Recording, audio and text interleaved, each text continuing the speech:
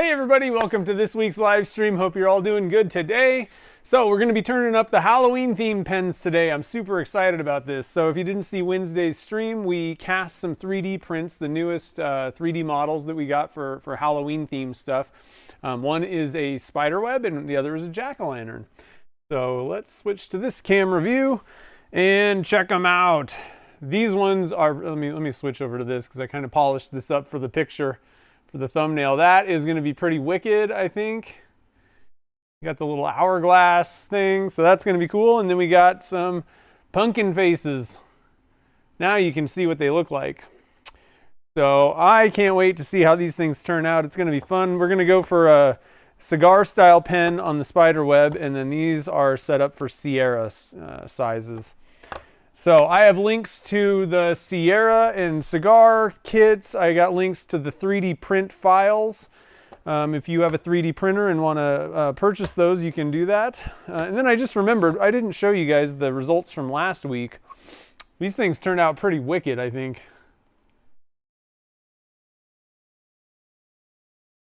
So we were kind of mixing flowers with the graffiti style. And I think they turned out pretty good. We got some pretty interesting swirling going on. We're not going to be turning any of these. These are all going to go into the mystery boxes, but I just wanted to kind of share that technique and also try the flowers with this. Now, these ones, the flowers kind of moved around a little bit, so I'm not, they're not the greatest. They kind of floated. I don't know that combining flowers with the graffiti method is the greatest way to go. Just because the flowers tend to kind of move around, but you get the point. I think that a lot of these are going to turn out pretty cool, depending on what people make with them. But pretty fun process, I think. The graffiti style, there's so much stuff you can do. Mixing all the different colors, and then you can kind of mix things in and try different stuff. I think that would work maybe a little bit better if you were doing, well, one thing that I've done is aluminum honeycomb with the graffiti. Obviously, you don't have to worry about the honeycomb moving around. Hybrids would work fine as long as your wood doesn't really move around. I think a pretty easy way, you can either hot glue a piece of wood into an HDPE mold, like one of these types of deals. Hot glue doesn't really stick that well, but it should keep it, locked down until the resin sets up. Or you can kind of, use a silicone. These kind of grab onto, wood chunks if you can get them sized right. So, lots of different things you can do with this. But I wanted to kind of share the results. And then if you didn't see the demolding video, we also have the peppermint looking blanks for the Halloween, or not Halloween, for the ornament challenge. So I'm just going to do a video on these, just kind of turn them up, get these things going. That way we can kind of, I may have to kind of call an audible on the design. I don't have a full picture in my head, so I'm going to kind of, take my time a little bit, and that allows me to kind of work on it, set it aside, and then let my brain do some stuff, and then kind of wrap that up. So that'll be coming up pretty soon. It'll be pretty fun, I think. So how's everybody doing today? What are y'all up to in your shops, I wonder? Oh, congratulations, David. That's cool. Let's see here. Anything else happening?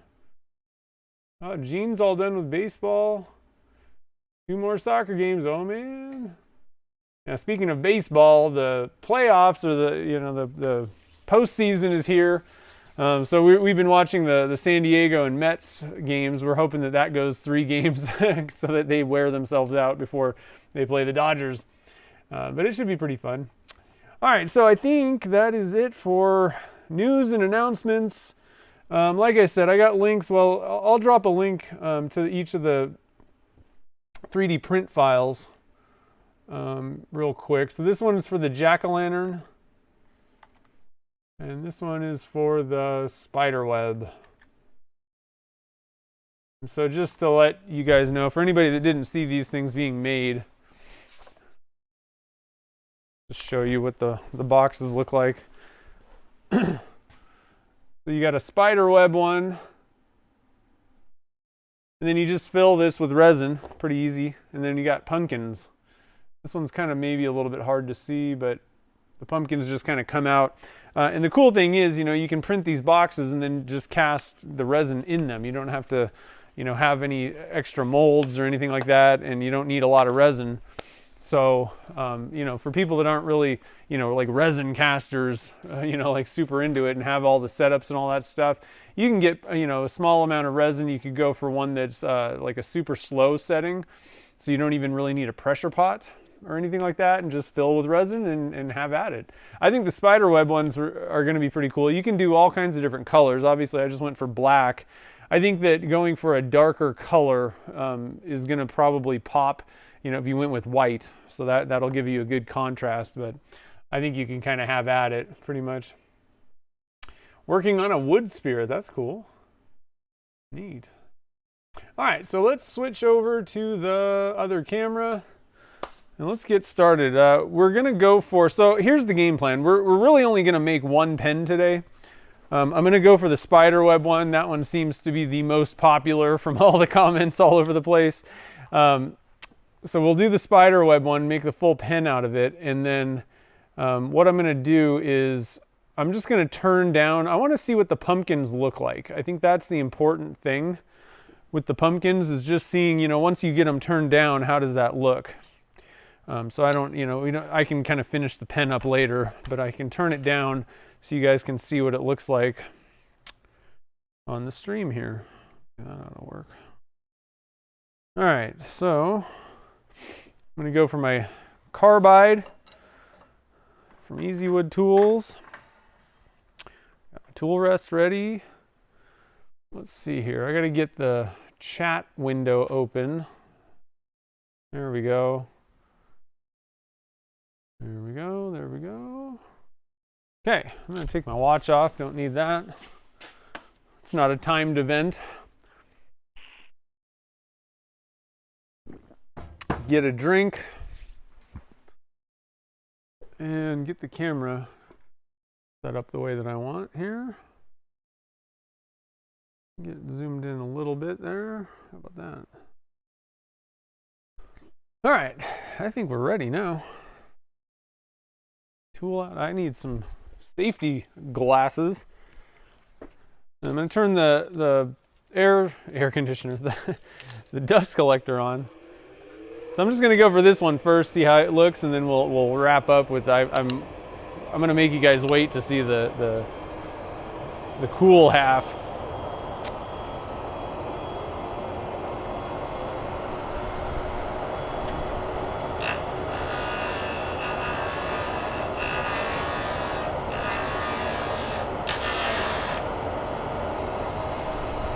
Tighten that up a little bit.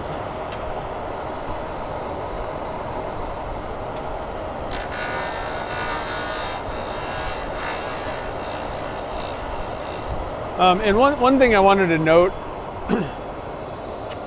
I forgot to mention this. I knew I was going to forget. Let me go grab.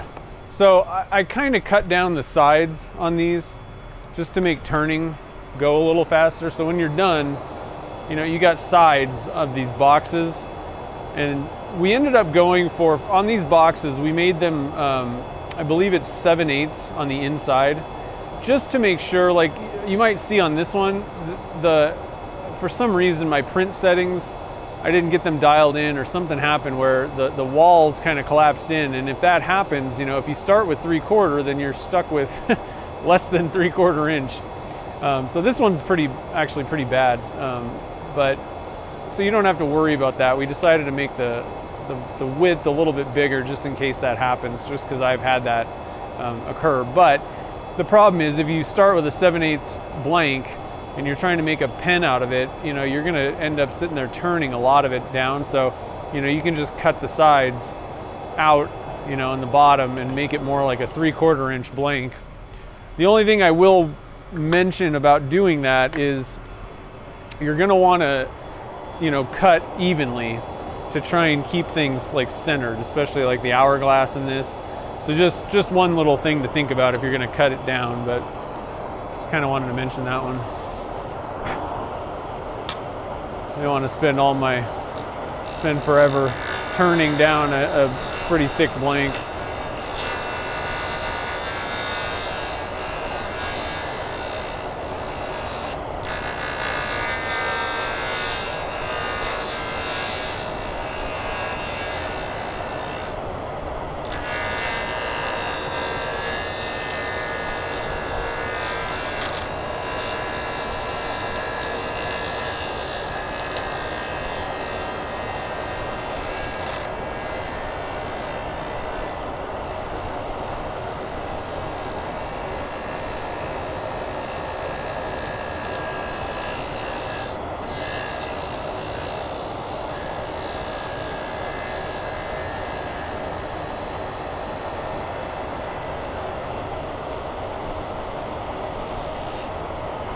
All right, let's see where we're at here. Ooh, that's looking pretty sweet. And you're gonna get some, you know, because we're printing it like two-dimensional in a sense, you're gonna get some kind of, you know, the sides of the web are gonna be a little bit kind of stretched out once you get it turned down a little bit. But I think it's still gonna look pretty sweet.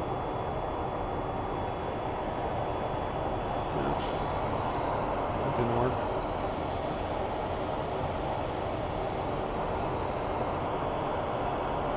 A little bit to go on there to get it round. It's looking pretty good so far.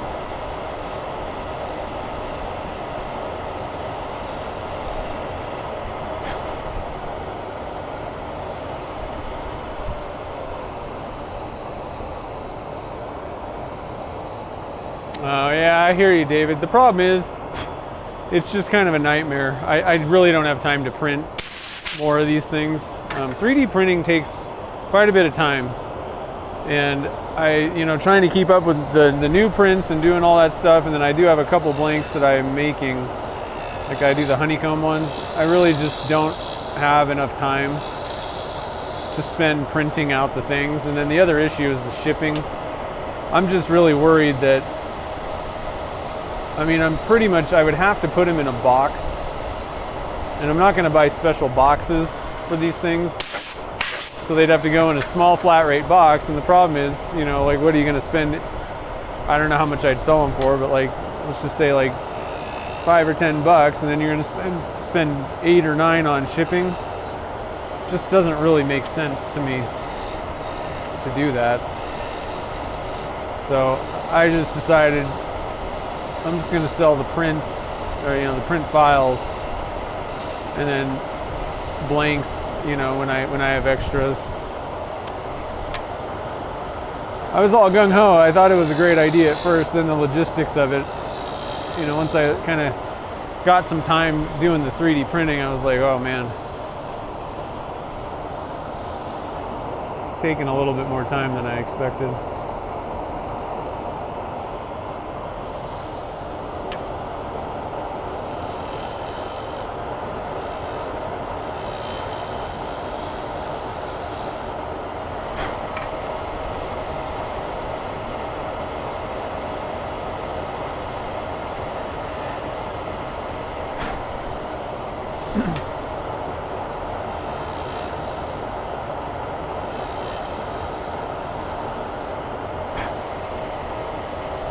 But the thing is, you know, you can buy the file and you can just have somebody on Thingiverse or wherever print it out for you. Somebody with a 3D printer.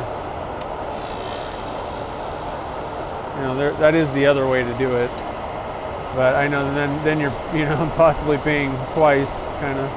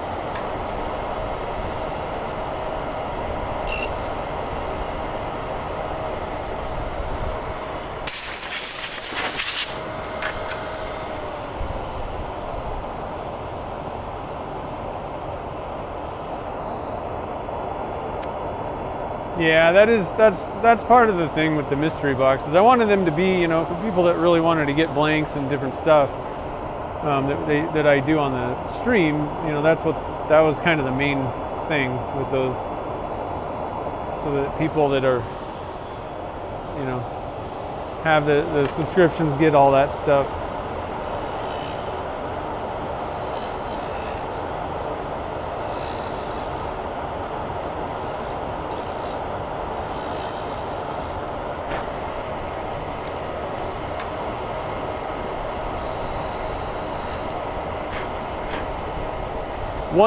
One problem that I just realized though, like yesterday, unfortunately the mystery boxes go out at the end of the month, so you guys will get it'll like kind of arrive and it'll be Halloween on this one, so I apologize for that. I didn't really think about that. We kind of scrambled on these Halloween ones. Nikki was actually working on something else, and I totally forgot to have her. I should have had her start working on the Halloween ones when I had her start on something else, and didn't really think about it much. You know, sometimes these things, I got a lot of things going on. It's hard to not very good at planning these things.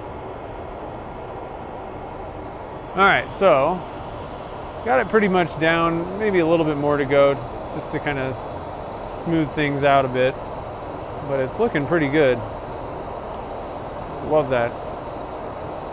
I mean, I think just this pattern, like if it wasn't even a spider web, I think that would be pretty cool. Like on those 3D models, you know, you could just kind of like the bubble boxes. I mean, you could just fill these things. I know that you got all this at the top, but you could just kind of fill them with different colors and stuff, and it would be a pretty cool looking pen blank. But I think once we turn this side up, I think everything's going to kind of tie in together. Let's zoom out. It's just, I feel like I need to do a little bit more shape. I got to get this camera out of my face. Camera in the face.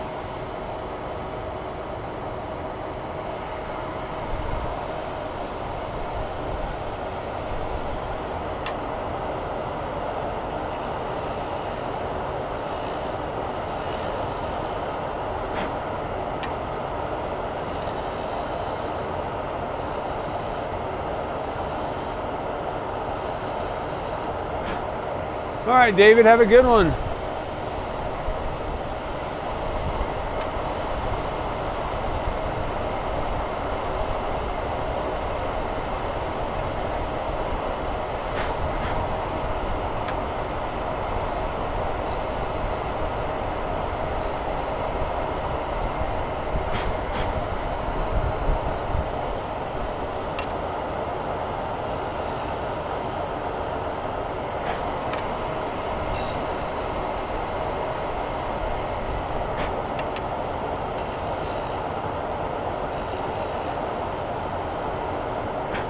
Okay, I think that is good.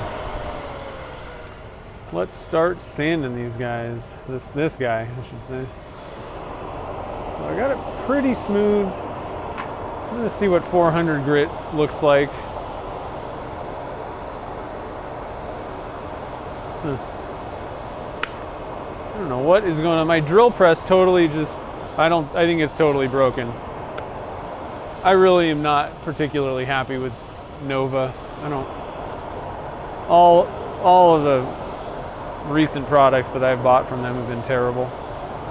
I waited 18 months to get this drill press, and I mean, I barely even use it, and the electronics I think are dead. Like you turn it on, it won't even turn, like the power turns on, but it won't actually like work, like drill.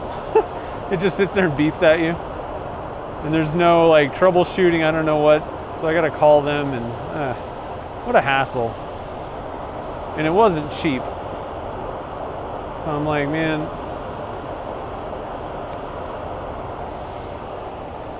I don't know what's going on. So I think that's working. I'm going to get a new piece of 400. That one didn't really feel like it was cutting much.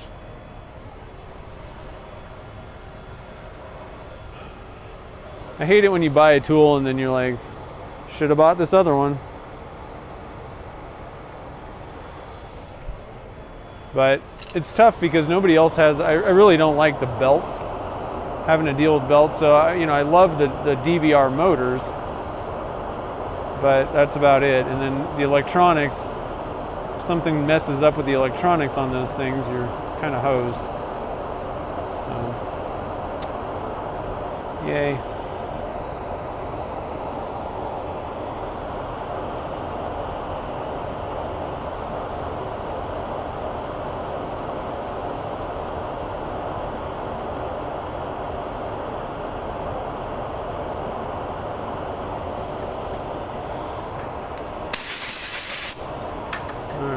How are we looking here? Pretty good. I think that's good. So, did a little 400. We're going to move up to the wet sanding now, and I can turn off the dust collector. I love that part. Much nicer. Okay, so we'll get this the bed covered here. Damn, wow. Oh, there's water. I forgot there's water in this bucket. Tub thing. Okay. Let's wipe it off with a little bit of denatured alcohol.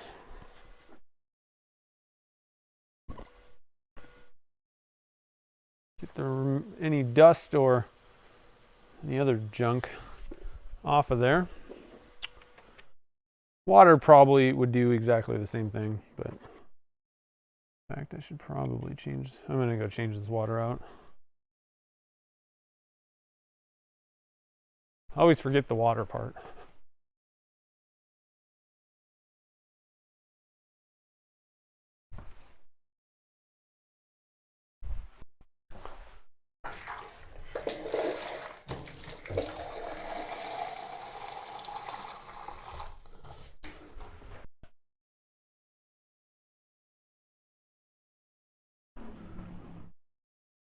So it's kind of crazy. It's October now, and I'm always like, oh, it's fall. Cooler temperatures, bust out the sweatshirts, and it's like 80 degrees. With no signs of changing here. It's nice. I'm not really complaining, but I always mentally, I'm like, oh, it's fall. It's cold, cool, cooling down. And and it's not. The biggest bummer is I haven't been able to get on my mountain bike. I've had so much stuff going on in the shop. Thankfully, orders have picked up a little bit. They always kind of fizzle a little bit in August. I think everybody's kind of like back to school's happening, and especially like this year, you're kind of like squeezing out that last trip and all that, and during the summer. August is just kind of a hectic month for a lot of people. They're not really in the shop, I don't think. So you're always like, oh, sales are down. It's always nice when the fall starts. People start kind of climbing back into the shop, getting ready for the holiday season and all that kind of stuff, and cooler temperatures. I don't know. But yeah, so I've been pretty busy and haven't been able to get on my mountain bike lately. Now the temperatures are like perfect for that up here. I haven't been able to do it. Is anybody doing any, or actually what I was going to ask is, has anybody worked on their ornament for the ornament challenge yet?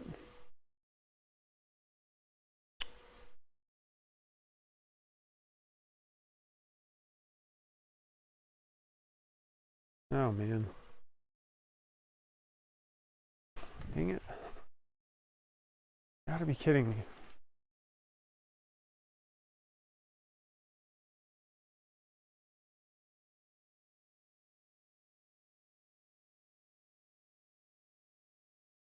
Sorry about that, folks.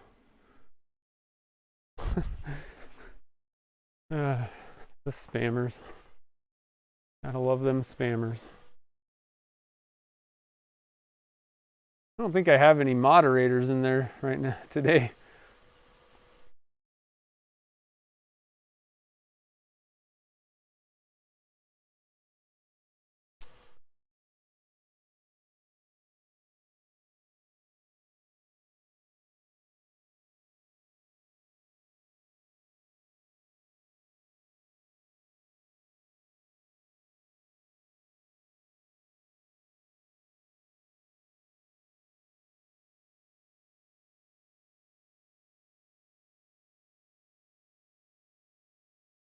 All right, that ought to be good. The first one, so I do the first 2 steps of the Zona papers. The green and the gray, and then I just move to the magic juice. You could go a little higher, you know, like sometimes maybe I'll go to the blue. You could go all the way through and then go to magic juice. I think you're kind of repeating steps though if you do it that way. Christmas trees and snowmen. Nice, that's cool. December craft fair, that's a good time. They just had one there's a town called Genoa that's right by where I live. Kind of a really small town. They have this thing called the Candy Dance every year, and I've never done it.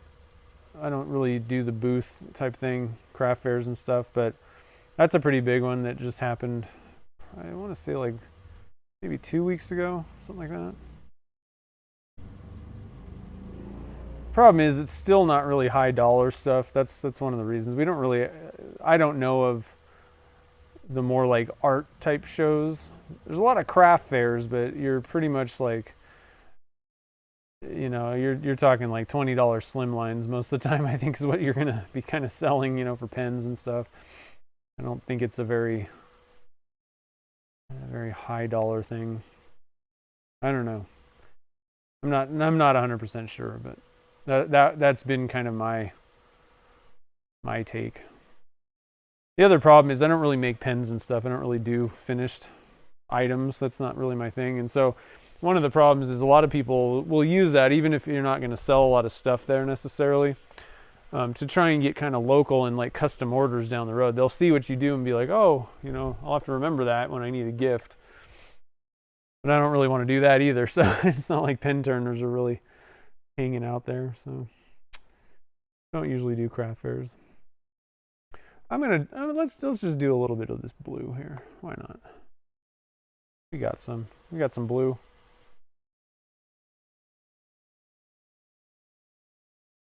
Let's do a little bit here.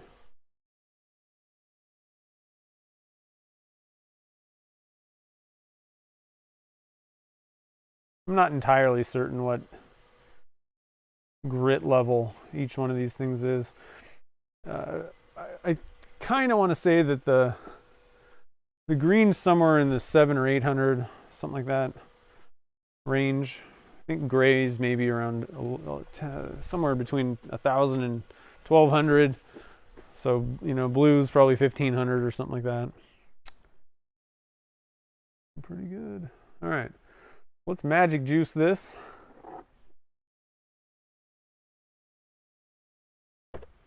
Unleash the juice.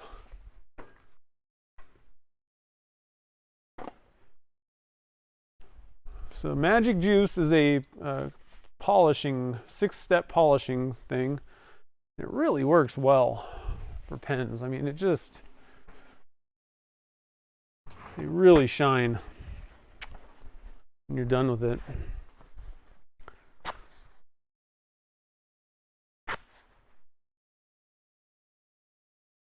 And it's a pretty quick process, and the stuff's not, you know, really expensive or anything. It's not a expensive setup. Turner's Warehouse, I have a link down in the description to Magic Juice in general, but Turner's, they should have, last time I checked they had them in stock, but they have a sample set, and it's like $12 to get, and I want to say it's like half as much as this, but it would go a long way. Maybe a third, something like that. But for $12 to try something out, I mean, totally worth it if you haven't tried this yet. It works really well for pens. I'm going to speed it up to, I don't know, 1600, 1700. And I'm going step one, you just put a little dollop on there. I like to kind of wipe it on first, just so it doesn't spray in my face when I start it up. And then just kind of light pressure, let the polish kind of do its job. And I don't know, 10 seconds or so for each step, something like that. Kind of go until you feel it's not as there's not as much friction. It's kind of a way to explain it, or I don't know. Just go for a little bit and then use a fresh spot on my rag to kind of wipe it off. I like using these blue shop towels. They're a little bit less abrasive than the normal paper towels that I use for other things. You can use like, you know, microfiber type things, cut them up. You just got to be kind of careful with what you use to apply things like this. You don't want rags that can get caught up and spin around, kind of trap your finger or anything, you know. It's one of the danger zones on a lathe. And then going forward, I just kind of slow it down and then hit it again. The number 2 step tends to want to grab a little bit. That's one that I've had grab on me. So I use a little bit more pressure on number 2, just so it doesn't rip the towel out of my hand.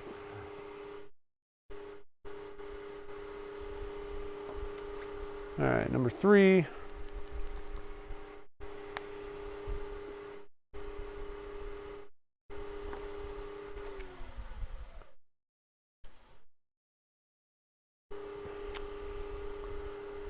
My criteria for polishing and stuff like this, there's different ways to do polishing for pens and things, you know.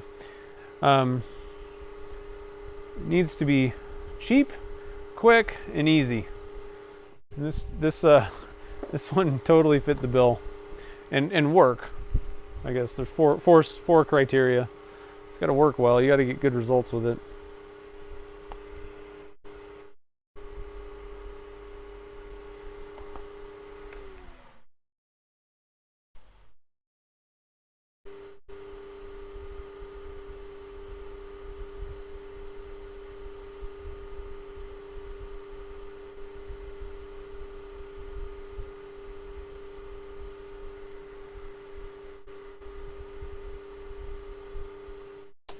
I think this thing's gonna look good. I think this is actually the first time I've cast, oh shoot, I forget the name of that. I ordered the darkest black from Eye Candy. What is it called? Sumi, S-U-M-I, Sumi black. I'm kind of curious to see how this turns out.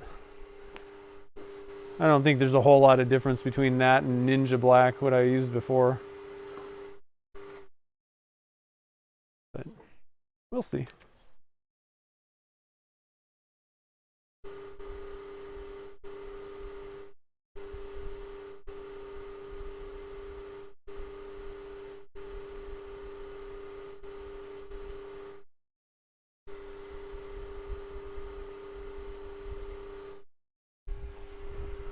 Okay, one more step.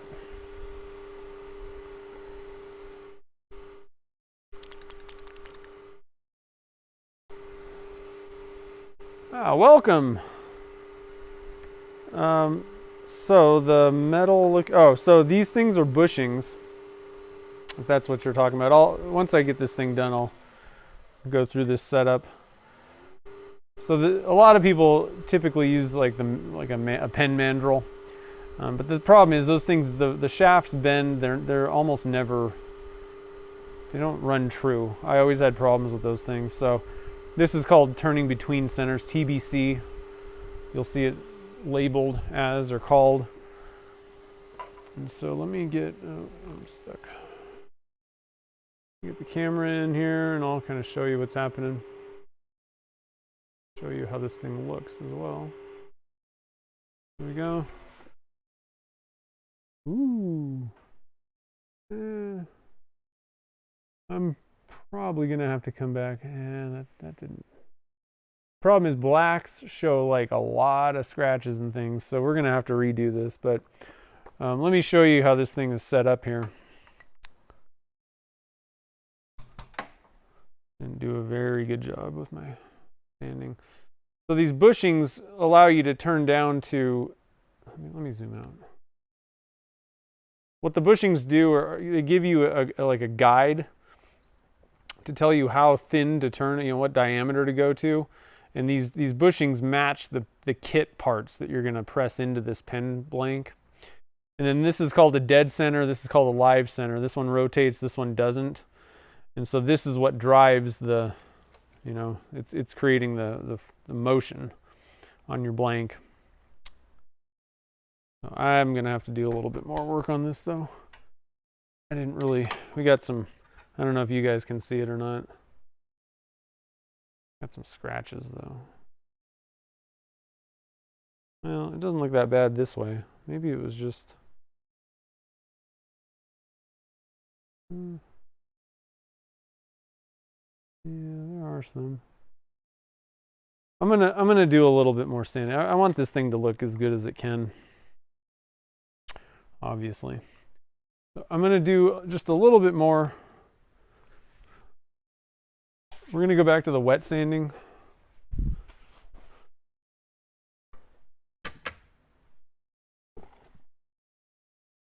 This time what I'm gonna do, if you're seeing, kind of swirls or scratches or something like that, number one thing I didn't do was get new papers, new pieces.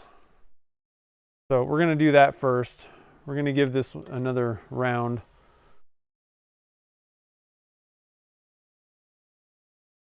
I'm gonna do it a little bit lighter, just make sure I'm not pressing too hard.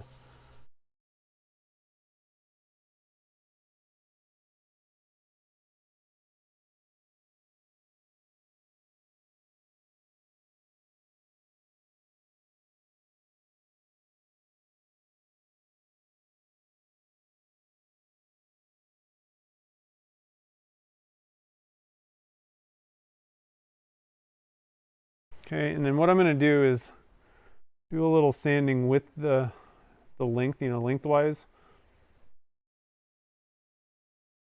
Just lightly. Just to kind of switch the scratch pattern up a little bit. Another thing is if there's like weird, so we got 3D printed stuff, we got resin. If there's different densities and stuff, sometimes doing it kind of manually without it, spinning, you can kind of get in other areas that might be kind of bouncing off the blank or doing something weird. So this cross scratch, doing it the other direction can sometimes get you better results. The other thing is it's a solid surface, and so compared to like wood where there's grain running one direction, doing it, a lot of, regardless of the type of plastic that you're sanding, like most people recommend doing it that way, where you're sanding two different directions, just because you're kind of, what can end up happening is if you constantly go the same direction, the next grit particles can kind of just fall into the grooves of the previous one instead of actually sanding them, if that makes sense. And so doing it the totally opposite direction, you're definitely, sanding out that previous grit, like for sure. So now we're going to turn it back on, and I'm going to go, radially around the blank with my grit. Oh, for goodness sakes. How did they get back in?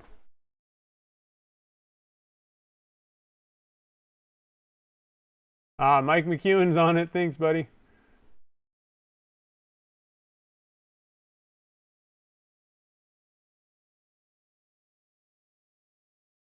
Hey, Lelia's here. How's it going? Okay.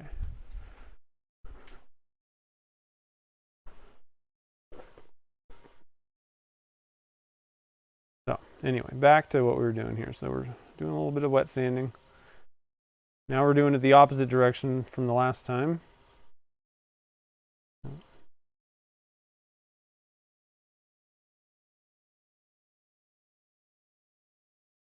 Yeah, he is fast. He's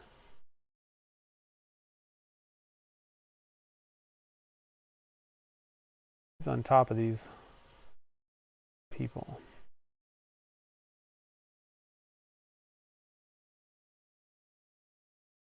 You do great. You do a great job. Okay, and then again, I'm gonna lightly go the opposite direction.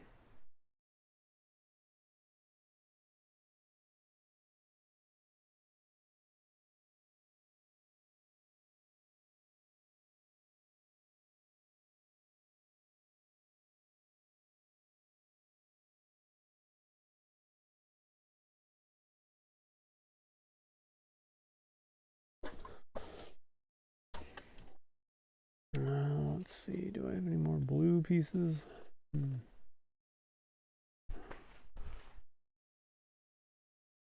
Yes, I do. I'm gonna go to pink this time. All right, so blue. Give blue a little shot here. Oh well.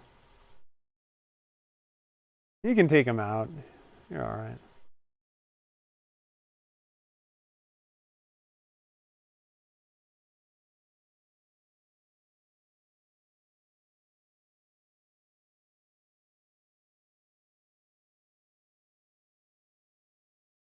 Okay.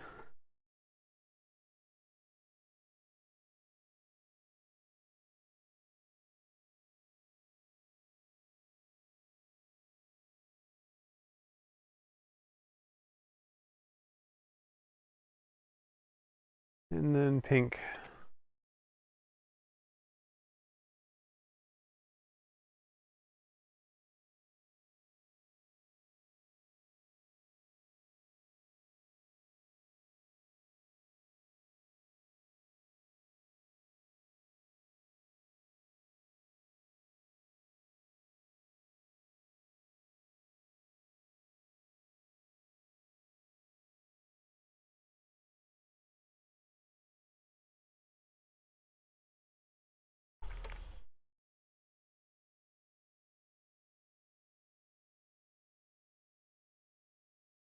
Okay, now we're gonna come back and do our magic juice.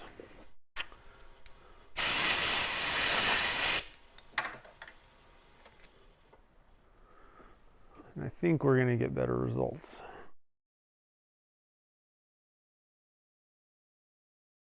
It's always a good idea to make sure that you're not, reusing, like, don't be stingy with your sandpaper. You don't need to, you're better off just grabbing a new piece. I should have done that. Oh, it's okay, Mike. I don't care. I just didn't know how they came back. I already blocked them. People, I'm telling you.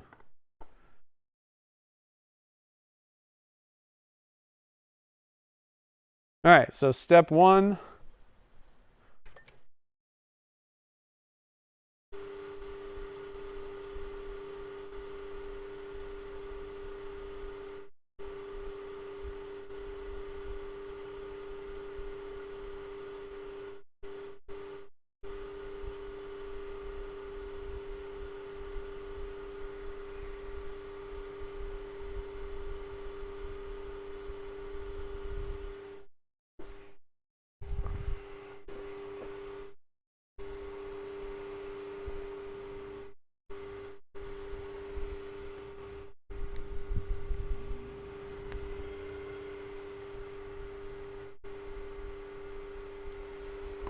Step two.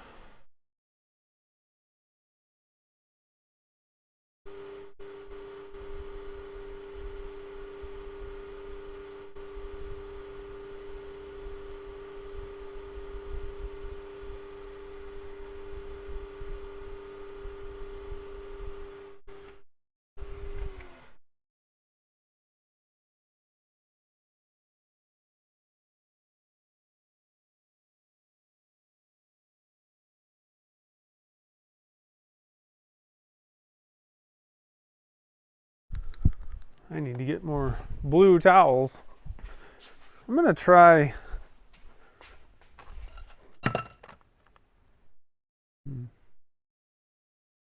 We'll get a new one. I think I'm gonna try this microfiber towel stuff. I think it's kind of non-scratch. I don't know, it doesn't really say that, I guess, but antibacterial, microbial, sorry. Might have to look into, see if I can find a product that says it's scratch-free, you know, whatever, and then also, like, but it breaks away. Like, this stuff is nice because it'll break, it'll rip. It feels a lot softer than even those blue paper towels, but I don't know for sure. I just want to make sure we get this thing without swirls.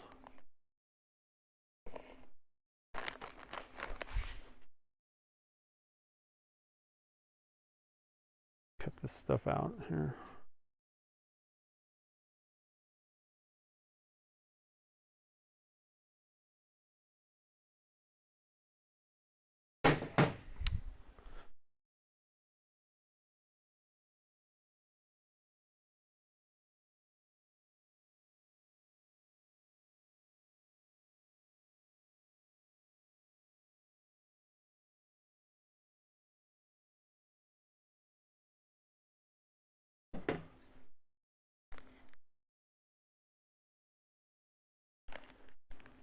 All right, let's try this out. See how it goes.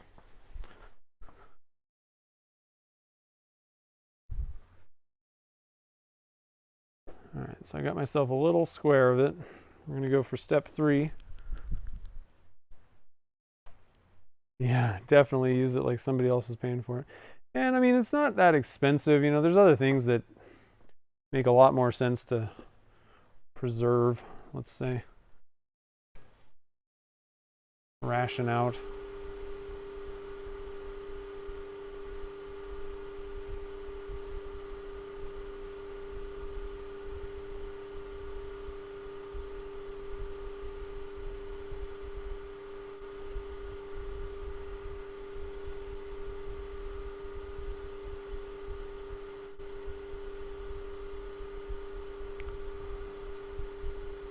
Especially when it comes to pens. I mean, you can just cut like little tiny strips and you're good, you know? Like, it's not like you're not sanding a tabletop.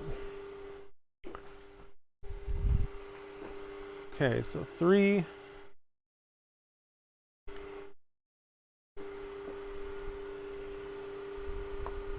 And 4.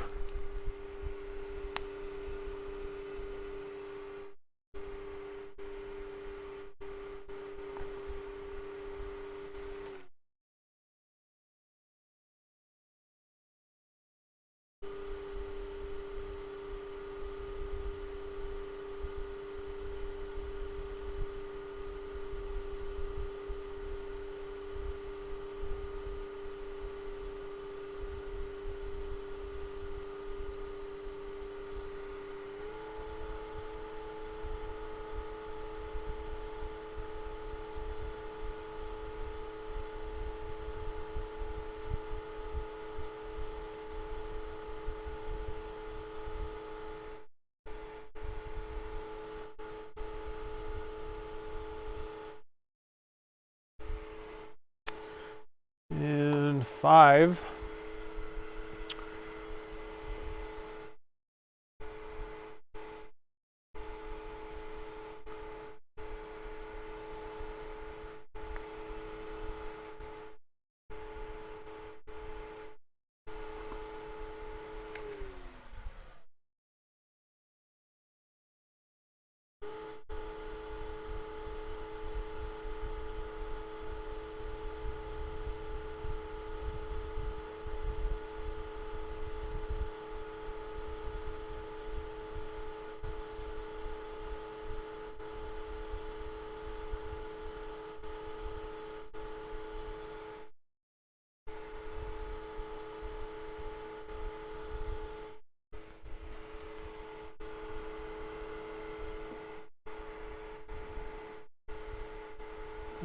Step 6.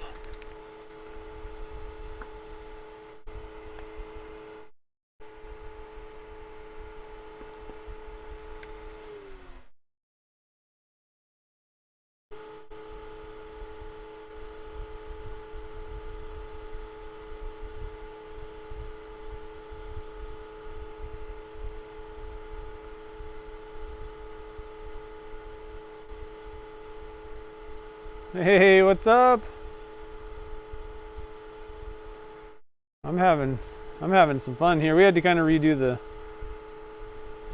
the finish on this one, but saw some swirls that I didn't really like. So let's see if I fixed it this time. If not, we're moving on. Yeah, I think so. Still see a few things, but I think it's kind of nitpicky. It sure is bright. It's shiny. It looks like a tuxedo. Kind of.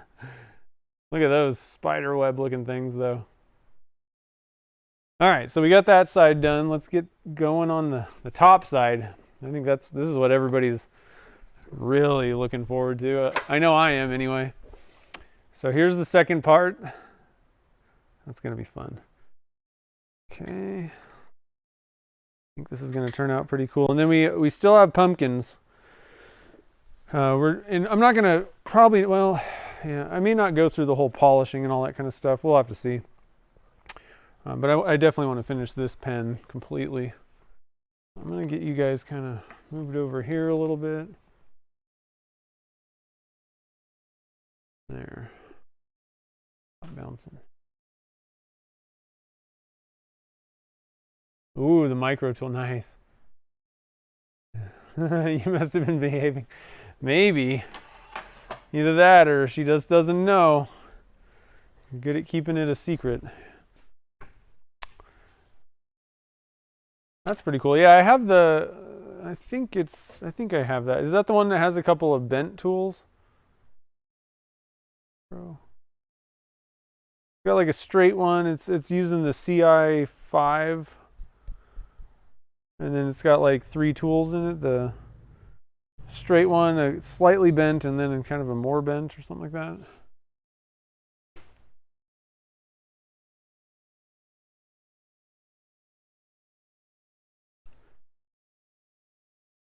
All right, here we go. We're going to turn the dust collector back on. This thing going.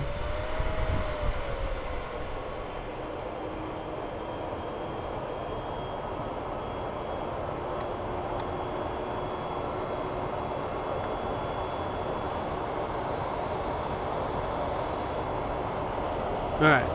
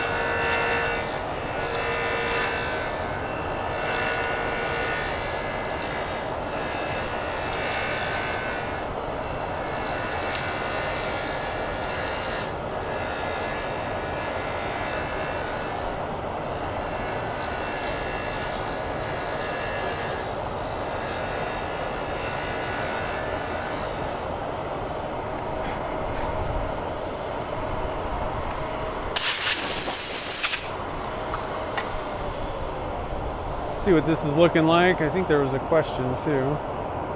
Oh yeah, this is gonna be sweet. So let's see here. The question was some plans for you, yeah. Do I still sell finish pens on my site? Yes, I do sometimes. A lot of times I don't take the time to list them, or people just like you're doing, call them out. So if you want this pen, I would probably wait until you see it finished. but I will just shoot me a message on like Instagram or email me, and you can claim it. It's gonna be pretty cool, I think.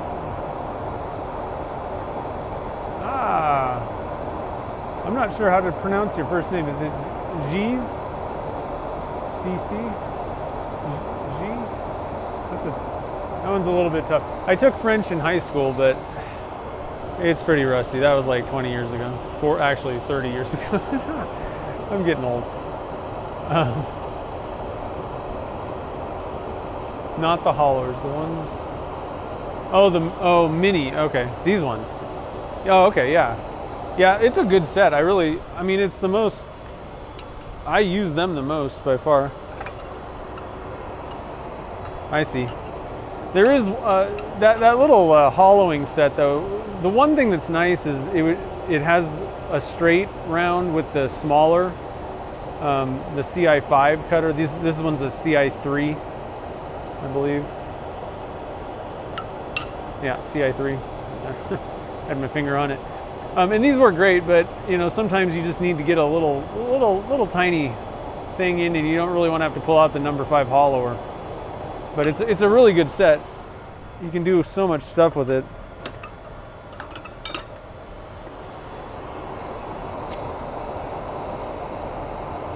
Yeah, you like that? It looks pretty good. We haven't even got it rounded yet fully. Telling you, Nikki totally, this was all her design. I was like, oh, spider webs would be neat. Something. She totally came up with the design though. It's so much nicer working with someone that knows what they're doing with 3D modeling. Like for me to sit here and try and figure all this stuff out would have taken me months, probably. And while it'd be nice to have to like learn and have that like knowledge or skill, I just don't think that I am going to get to the point where I'm like proficient. Like I'm not going to be a professional 3D modeler person, ever. So it's much easier just to, oh yeah, that's going to be sweet. Let someone that knows what they're doing do it and reap the benefits, getting to turn some really cool models.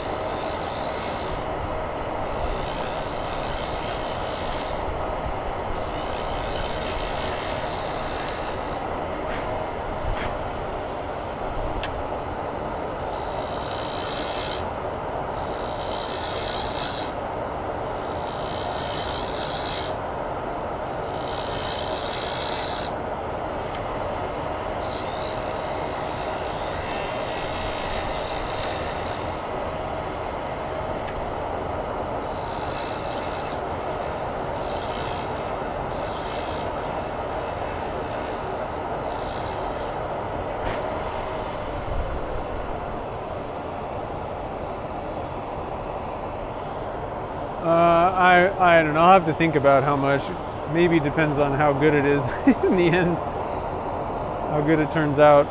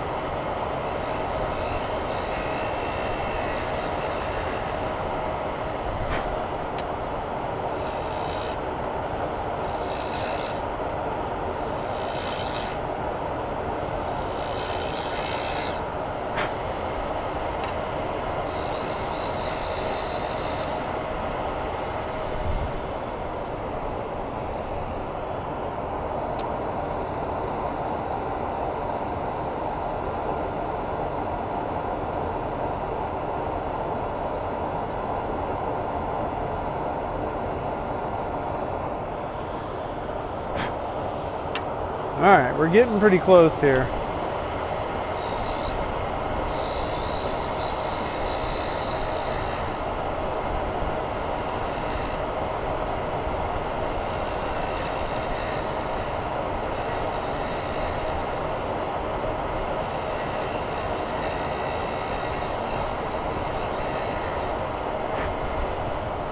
I think I'm going to switch to the square, honestly, just because I think this one's a little bit sharper.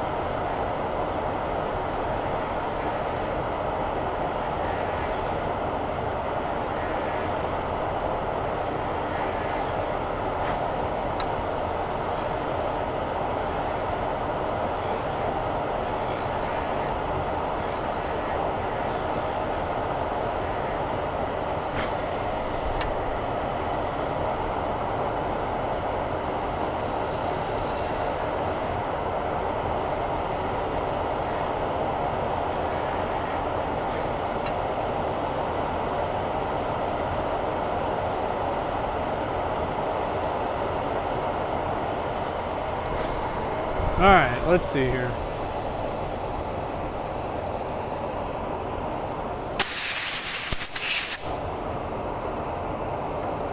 Oh, well, that's awesome. I'm just glad that me and other people could help out in that way. That is, you know, it's always nice to, like, you know, help people with like how to turn a pen and stuff, but it's nice being able to, I know during the pandemic a lot of people were like, oh my god, I'm stuck in my house or apartment, I can't do anything, and I just need some sort of an escape. And so it's nice that we can provide that. It's really awesome.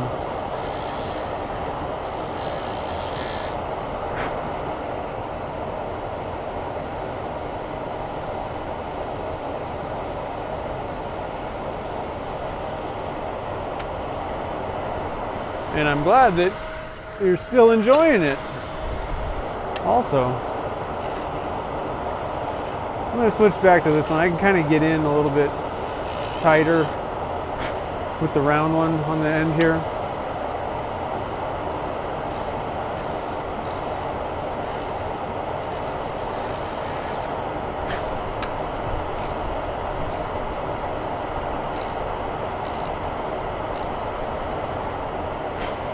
Let's see.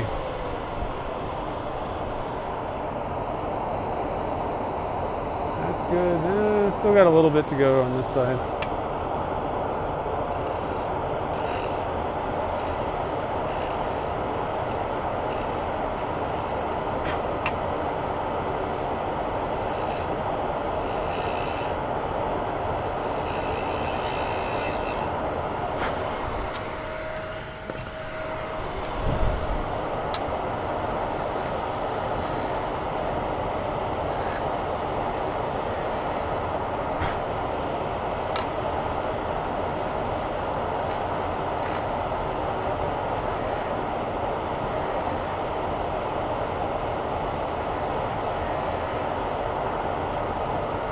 Okay, I think we're good. Time for some sanding.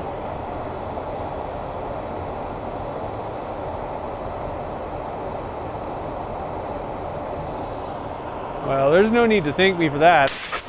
I'm just doing my thing.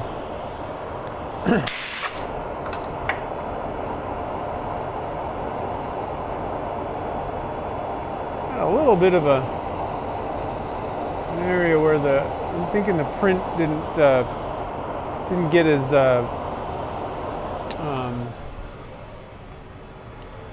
what am I trying to say, like exposed, like the exposure might have been a little low. So I'm just going to add a little CA glue just to kind of fill some of these little areas. It's just a little bit rough, not a big deal. But if I can just kind of fill that up and then sand it back, it'll kind of make everything a little bit nicer. See if there's any other areas like that. I don't think so. Just a little rough area that may not come out with sanding. So fill it up a little bit, and then I'm actually just going to kind of turn it back a little bit.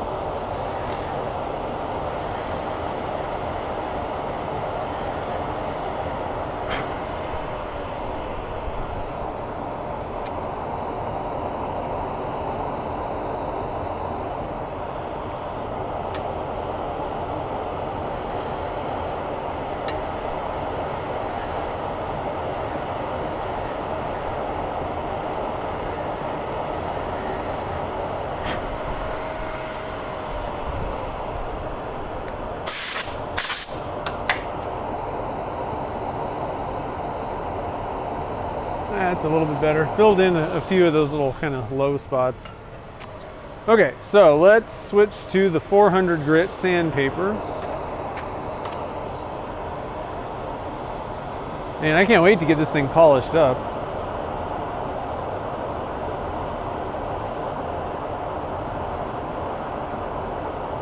So this time I'm going to do the two directional sanding from the start, just to make sure.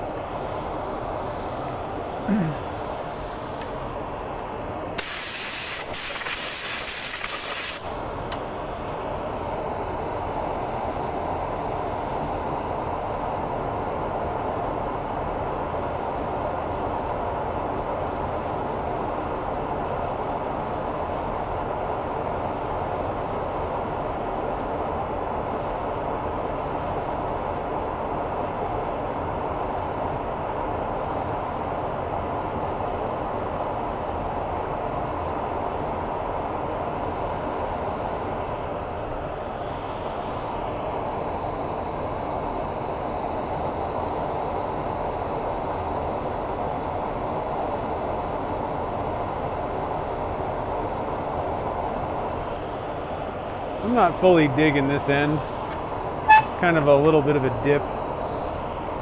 So we're going to fix that up a little bit here.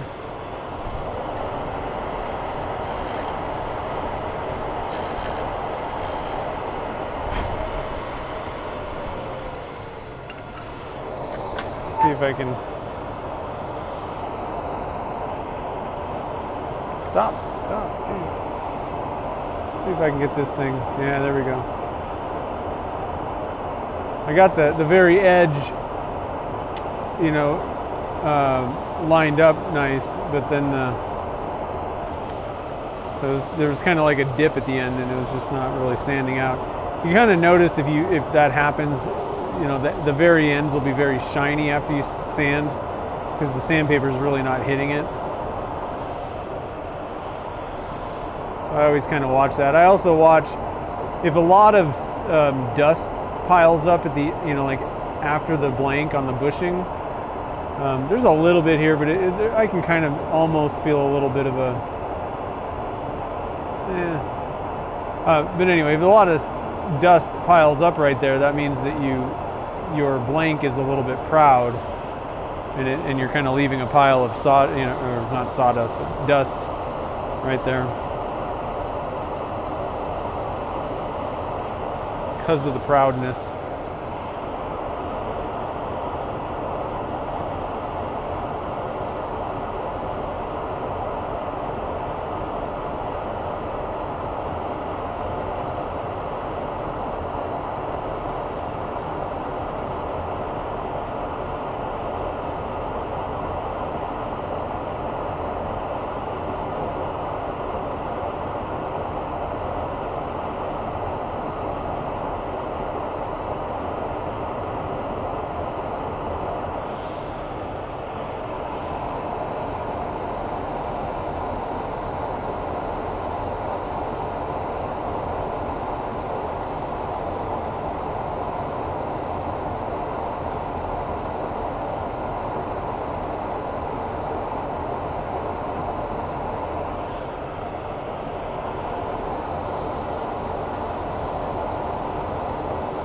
Just kind of sanding this down, trying to get it nice and perfect with the bushing.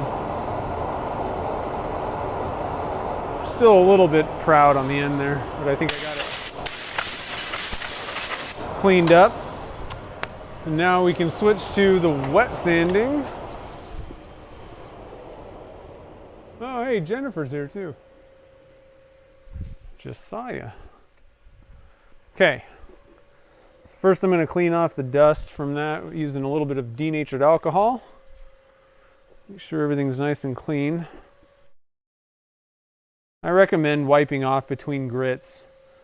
It just makes sure that you didn't leave any. Sometimes the little grit particles from your sandpaper can kind of break. That's how sandpaper works. It breaks off the particles that are the abrasive pieces. And sometimes that can kind of get mixed in with the dust. And that can cause issues, if you just keep not wiping it off, and it's just kind of rolling around.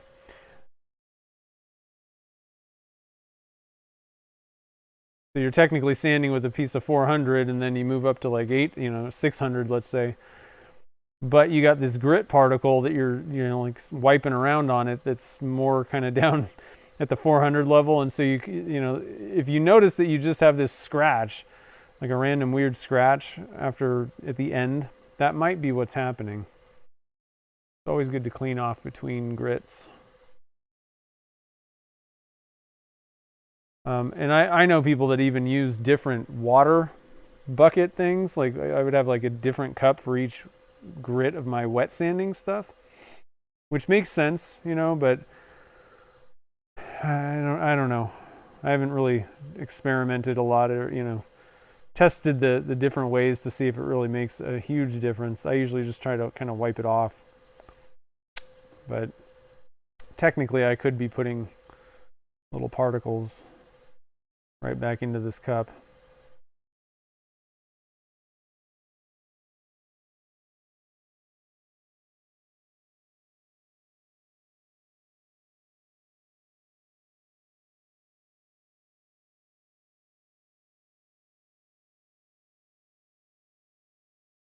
You need to invent like a little wet sanding station with different cups, different sections for your different grits of different sections of water.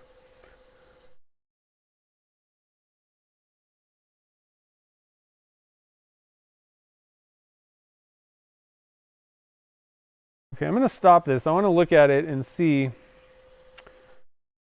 Another thing that's nice about doing that, switching up the directions of the sanding. So I ended going lengthwise, and then now I turned it on and it's spinning, right? And so the thing is, that you've gotten all of the previous grit scratches out. This is just another thing about doing it both ways. When there are no more scratches going lengthwise, I can look at this now. Let me get some. Break out my spectacles so I can inspect this. And all I'm seeing are scratches going around the blank. Oh, actually, there's one right there. So I can just do a little bit of spot sanding on this to get rid of that. But any scratch that's going lengthwise right now would be a 400 grit deep scratch, you know. Okay, so that one's gone. So if you really want to, if you're really going for like perfect, you know, you might actually break out the magnifying lenses and all that and kind of do a little bit of extra work trying to get all these scratches out, you know. So I think I got all the 400s out that were going lengthwise. So now I'm going to switch. I got to put these glasses down. I'm going to switch and go lengthwise with the green Zona now.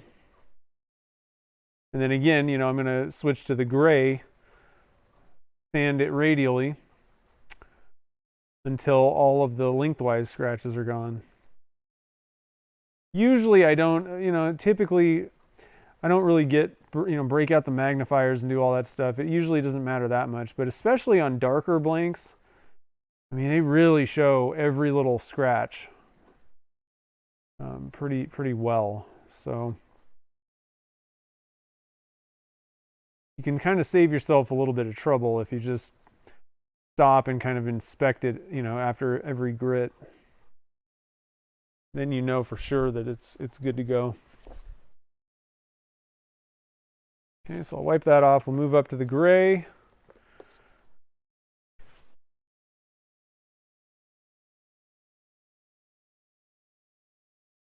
Let me get my safety glasses back on here.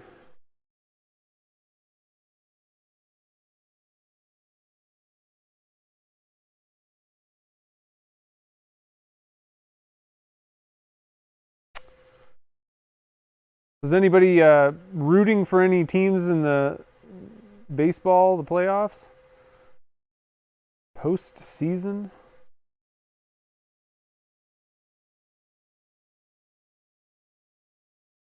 I think Toronto's in it. So Richard, he's a Toronto fan. I'm sure he'll be watching that. Hey, what's up, Jim? What are you up to today?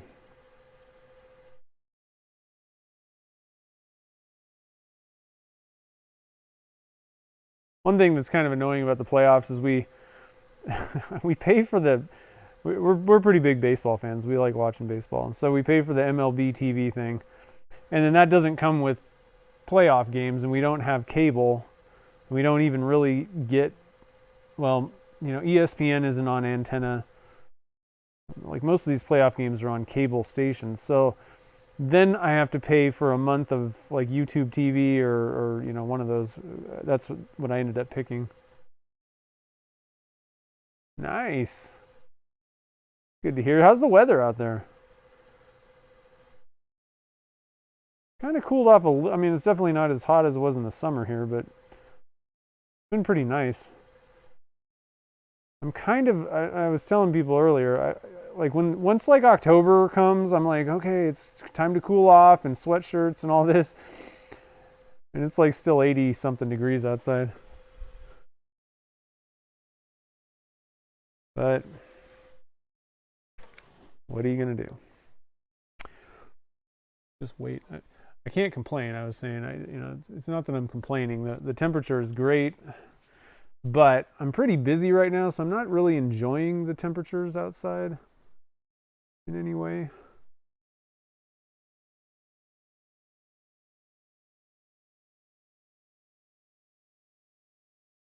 The other thing is once fall hits, I'm like looking forward till I'm like, okay, snowboard season is approaching. But the reality is I don't really start really going until January, so it's kind of like temperatures cool off. A lot of times we'll actually get like snow in like October. Sometimes we actually got snow in the top of the mountains in September. And so I'm like, oh, snow season's here. And then like 3 months later, there's actually enough snow to have a good day up on the slopes. This year I'm trying to be like patient. I'm like, okay, I got months to go.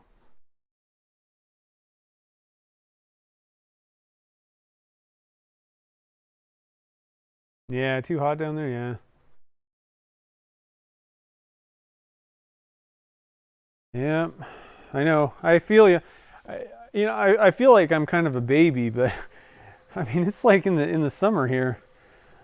It's like 86, 87 in the shop, and I'm like, this sucks. Like being in the shop, working all day, trying to cast stuff. It's just not particularly fun. And you guys, Texas, Arizona, New Mexico, the South, you know, you guys have some serious temperatures. I'm like, man, I can't even handle that. I just wouldn't even come to the shop.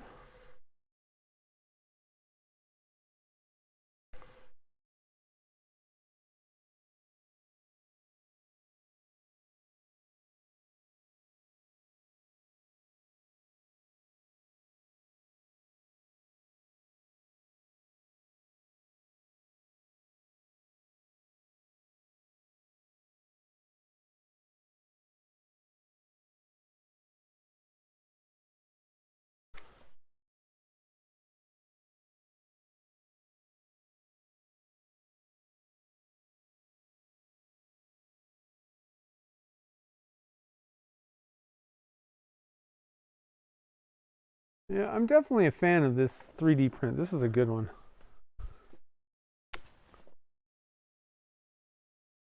I'm actually going to do a little inspection before we move on, just to make sure there's no weird scratches.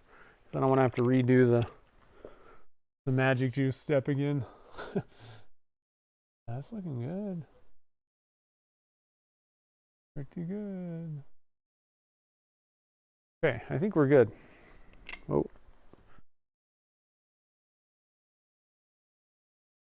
So we'll switch over to the magic juice. Let the magic happen. And we'll get this thing done. And then we're going to turn up the Halloween one. I think that we can all kind of get an idea of how it's going to look. I don't know that I need to go through the whole sanding and polishing steps.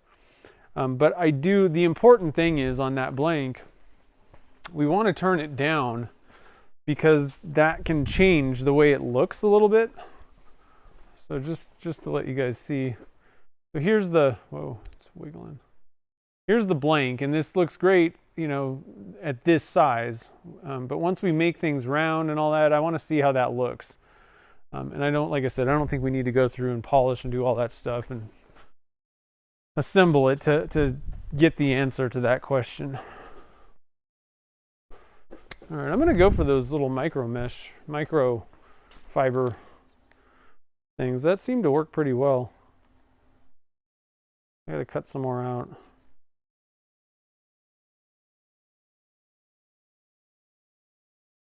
And I just got these things on Amazon. Let me get some of these cut out and I'll show you.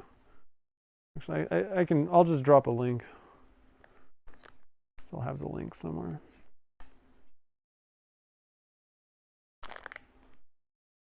I use these microfibers to clean my resin 3D printing tank, the vat, the tank, because you don't want to scratch that thing up. So it doesn't scratch that, so I would imagine that this is pretty much like a non-scratch material.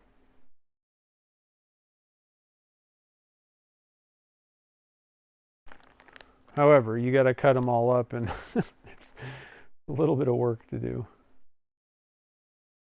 before we get going. So let me go grab that link for you guys.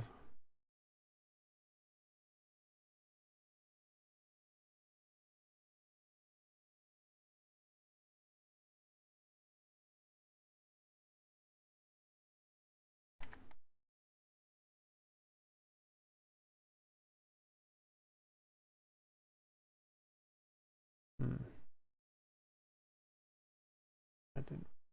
How about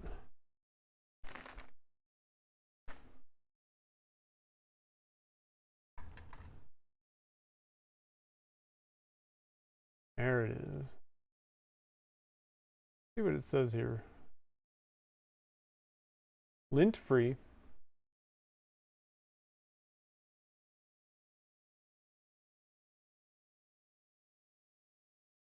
Doesn't say anything about no scratches.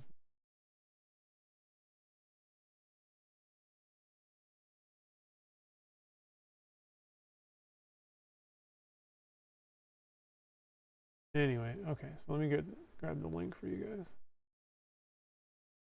Pretty cheap. You get a huge pack for 15 bucks. There we go. Oops. There we go. Nope, that's not it.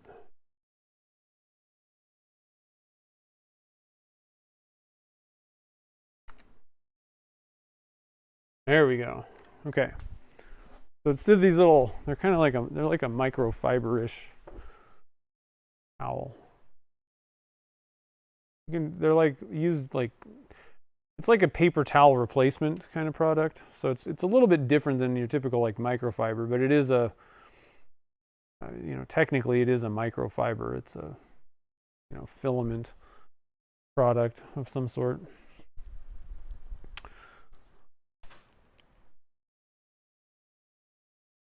All right, so step one. Whew. Who's ready for this?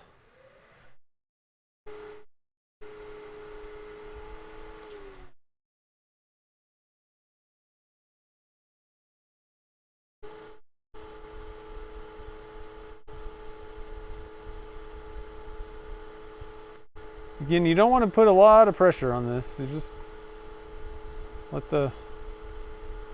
the juice do its job. And then, you know, the directions are to go up to around 2,000 RPM, somewhere around there. 1,500 to 2,000, I think, is a good range. Whatever seems to feel and work the best for you.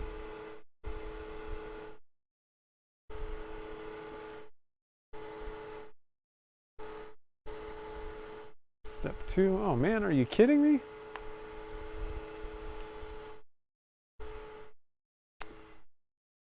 How do they get back in? What is going on with this?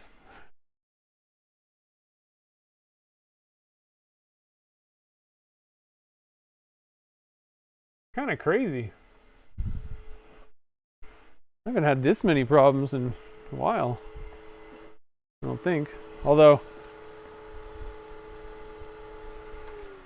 the mods take care of it before I even know, probably, half the time.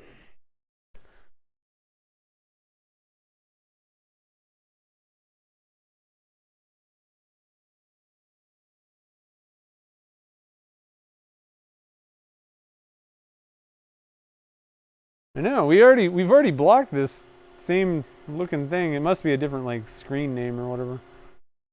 A different account, but just the same like title or whatever.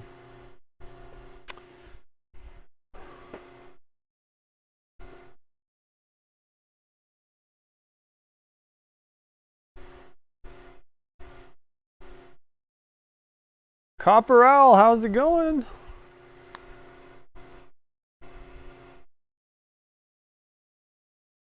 Oh, you unhit it. I know, these people are sneaky.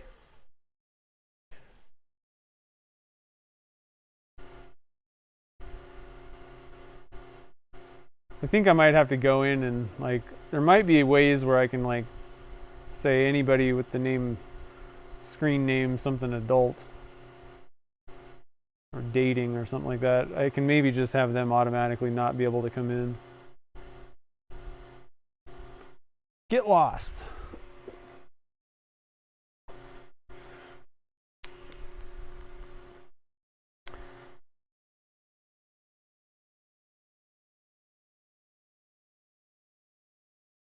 Okay, we're on to number 4. This thing's already shiny. I can see it.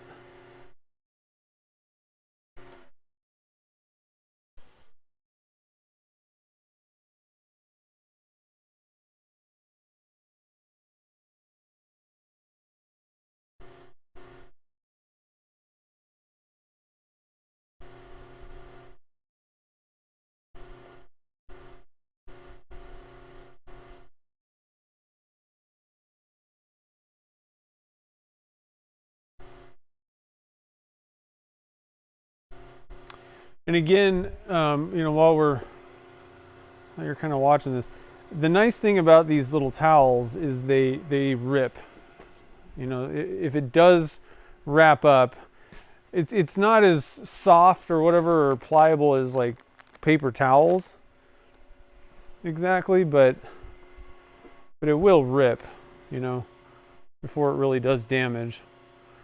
So hopefully you guys saw that. You know, it shouldn't really hurt you if it does wrap up on the, you know, get caught up on that thing.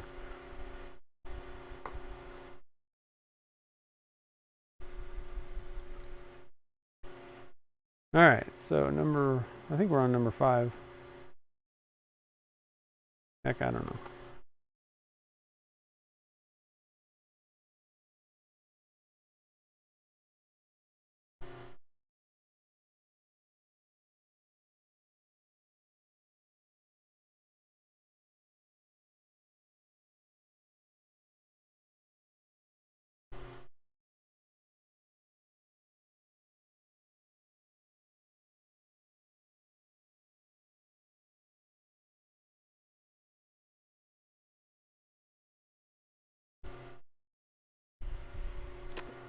All right, number 6, final step.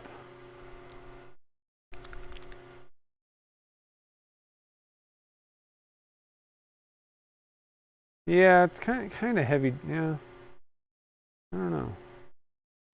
Yeah, it's hard to explain, but it is a, like, it's, you know, it's a plastic, you know, material, like a microfiber material, which is why I kind of think it's pretty much like kind of a non-scratch type deal. Those things are usually non-abrasive. I don't know. I might kind of look into it a little bit more and see if there's any other options, like maybe something that explicitly states that it's non-scratch or non-abrasive, and then, you know, for like cleaning glasses or something like that, and if there's like something that already comes with like squares, like little wipes, so you don't have to like cut them up, or, you know, as long as they're cheap. Just see if there's anything else, because these I mean, but these are working pretty good. I'm not complaining. I just might look into it a little bit more. All right, so I'm gonna get you guys positioned for the big reveal, and I can't wait to see how this thing turns out.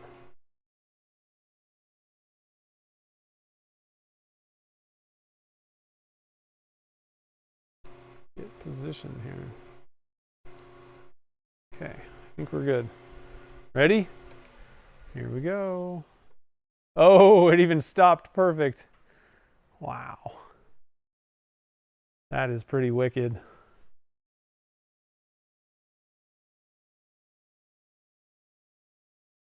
think I did a pretty good job on the polishing too. It's pretty, I don't see any flaws or anything like that. Let's back you guys up just a little bit. Get this thing off of here. Let me give it a little inspection here. Oh, yeah. Yeah, that's looking pretty good.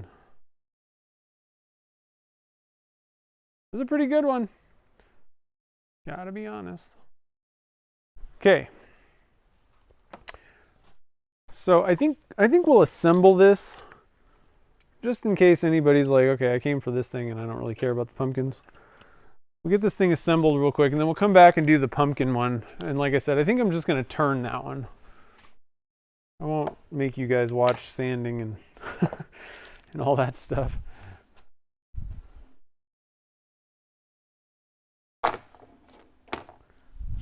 So let me get my pen press set up over here.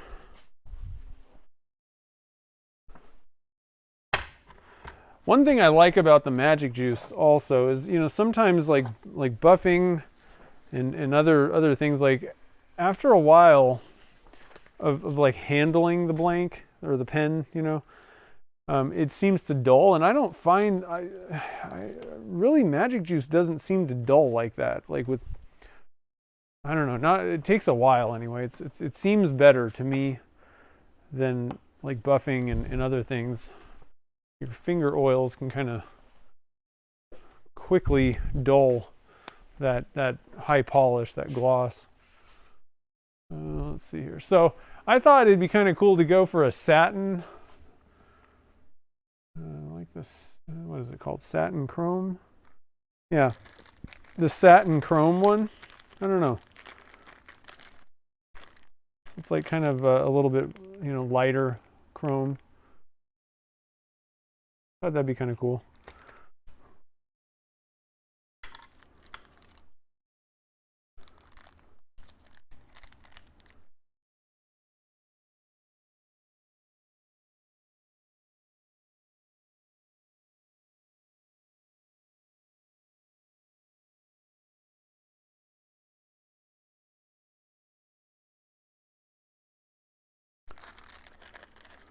All right, so let me get all my parts out. I'm probably gonna need the light over here.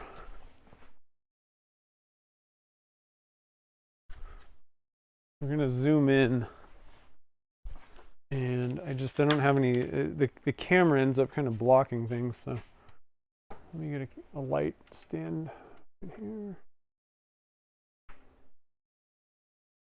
Hopefully that'll work.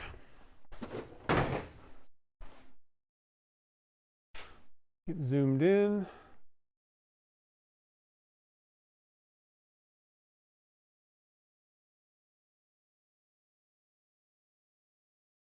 Right there. That looks good. Okay, so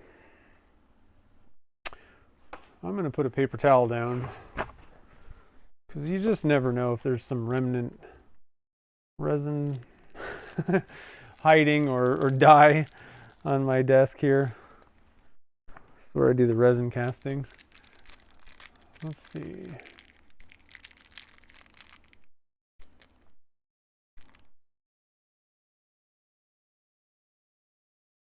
I like to lay out my parts the way that they need to be kind of assembled. I don't know. Especially on kits that I'm not really familiar with. I don't, a new one. I like to just get everything laid out because I tend to just make mistakes. I don't do that kind of thing.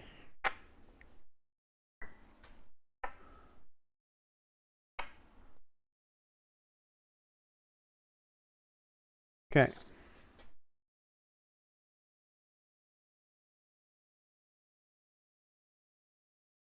Yep. All right, so let's get this thing going here.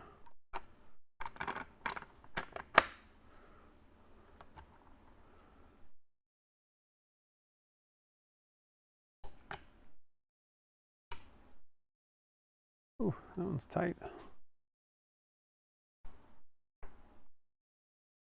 Come on.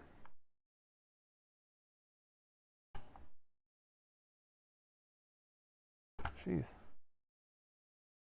Does not want to go in straight today. There we go. Got it. Whew. Yeah, I like that. I think that satin chrome is the way to go.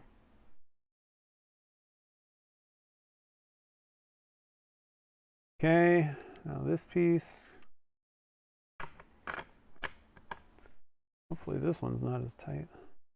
Not too bad. There's that. Drop our ink in. Transmission. Make sure all this stuff works. Get this thing. Hold on a minute.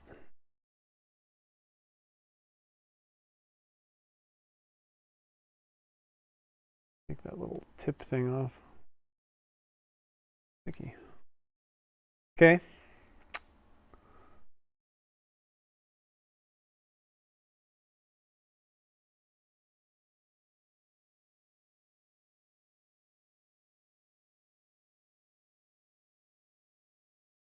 That's working good.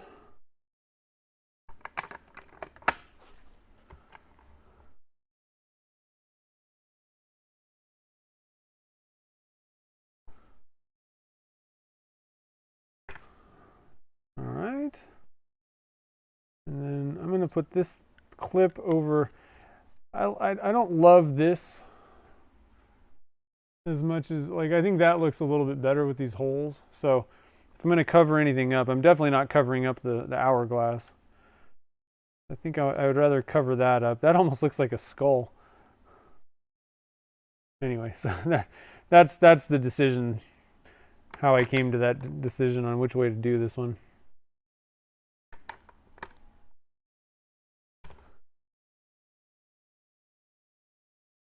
There we go. Okay. Now we just got to line this up. Does it really matter which way? Not really. And you got the hourglass thing is on both sides.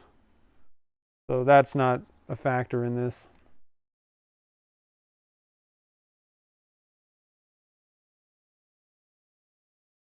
Here we go.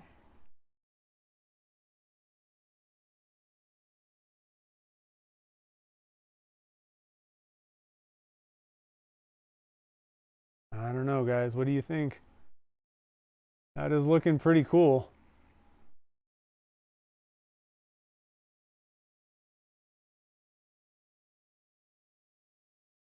Yep. I got to say, hey, there's Nikki. Yeah, you knocked this one out of the park. Wow. I think I really like this kit. So this is satin chrome. And I linked to the cigar kits down in the description over at Turner's Warehouse. That's where I got this. So satin chrome is the finish, and I really think that's a good one if you're going black and white like that. It just, the thing about it is I like the fact that the kit doesn't really stand out in this at all. It kind of just goes, just kind of blends in. It looks, right, but, all of the blank really takes your attention, captures it. So I like that one. That one's a pretty good one. All right, so I'm just going to stop. I kind of missed a few things here, maybe.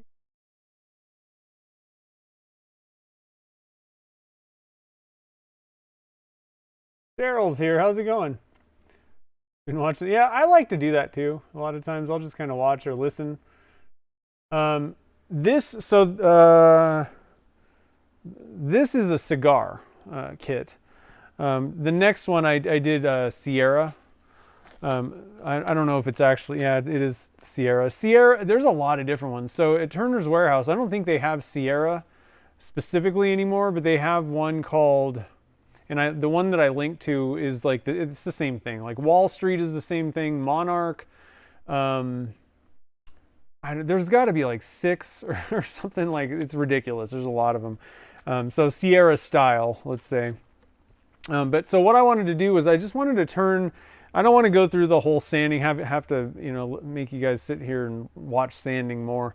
But I'm going to turn this back real quick and just that way, with the curves in it and everything and it being a little bit smaller diameter, I just want to make sure that the pumpkins look all right, so for anybody that's buying the 3D print file, just so you can get an idea of what it looks like. Hey, what's up, Lee? Yeah, so just, Kid Cooper, just shoot me a message. Either you can go on my website to get the email. That's just Zach@resinworksstudio.com. Either shoot me an email or like on Instagram messages. A lot of times I don't see those though. But just shoot me a message and I'll save this one for you. We'll talk about price and all that stuff. Ooh, a clear label mold, nice. Yeah, the Monarchs are nice.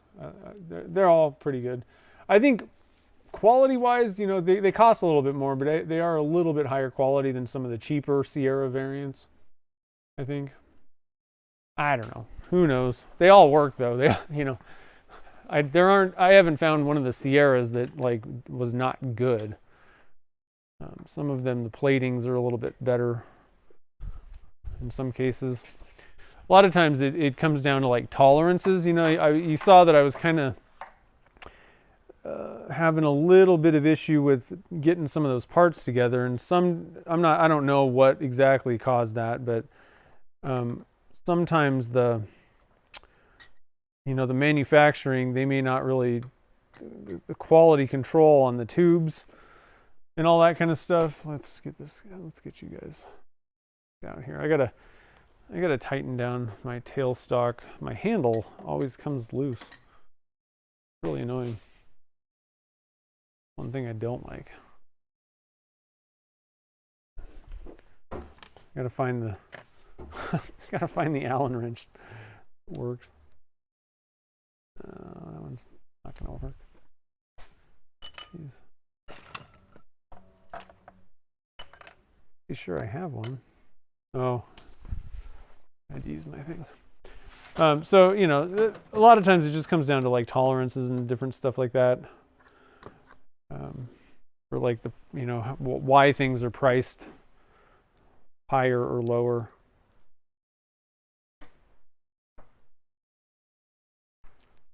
Okay.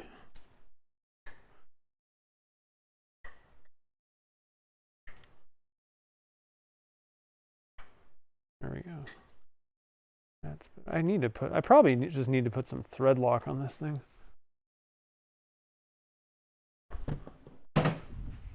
Okay, let's see how this thing turns out. Let's get you guys a little bit better oriented here. Gotta get my camera plugged back in. Otherwise it's gonna die. We don't want that.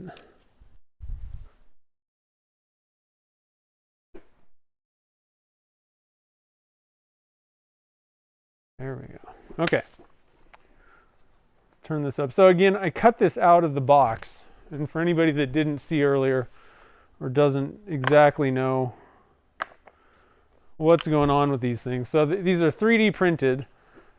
And so the spiderweb one is this one. And then the pumpkins is this one. So you just fill with resin, and then what I did though is I cut off the outsides. Just to make the blank smaller. We make these things 7/8, so they're pretty big. But the reason for that, and you might notice, the walls of this one kind of bowed in. And if you started with 3/4, which this one's, man, pretty, might have to reprint this. Before I cast, oh, yeah. I'm gonna reprint this one. But the walls were bowed in a little bit, and you know, if you start at 3/4, then you're kind of hosed, you know, when it comes to the final dimensions. So but I cut this down so it was a little bit more manageable. Just wanted to mention that. Okay. Let's get things rolling here. Can't wait to see how this one turns out too. Are you kidding me? These people came back again? I'm gonna have to go into my settings.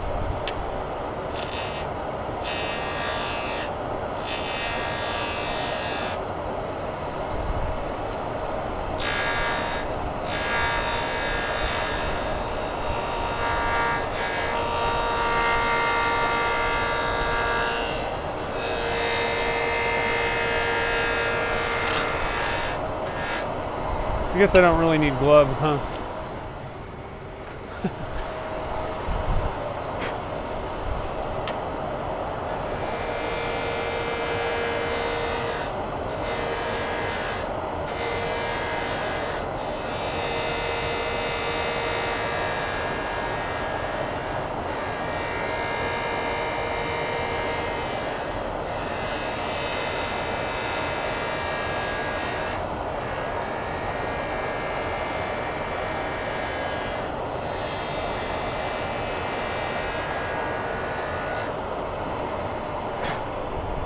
All right, let's take a peek at it. See where we're at here.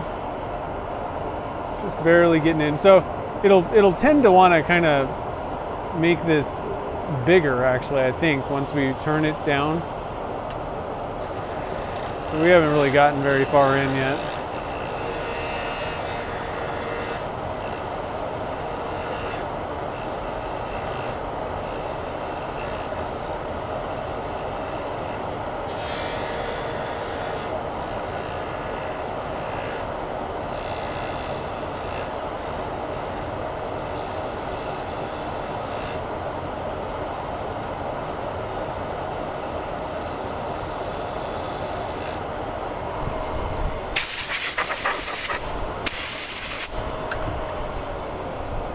Hey Chris, how's it going? I'm doing good. Yeah, that's looking good so far. I don't know if I'll get a better shot for you guys once we get the whole thing round.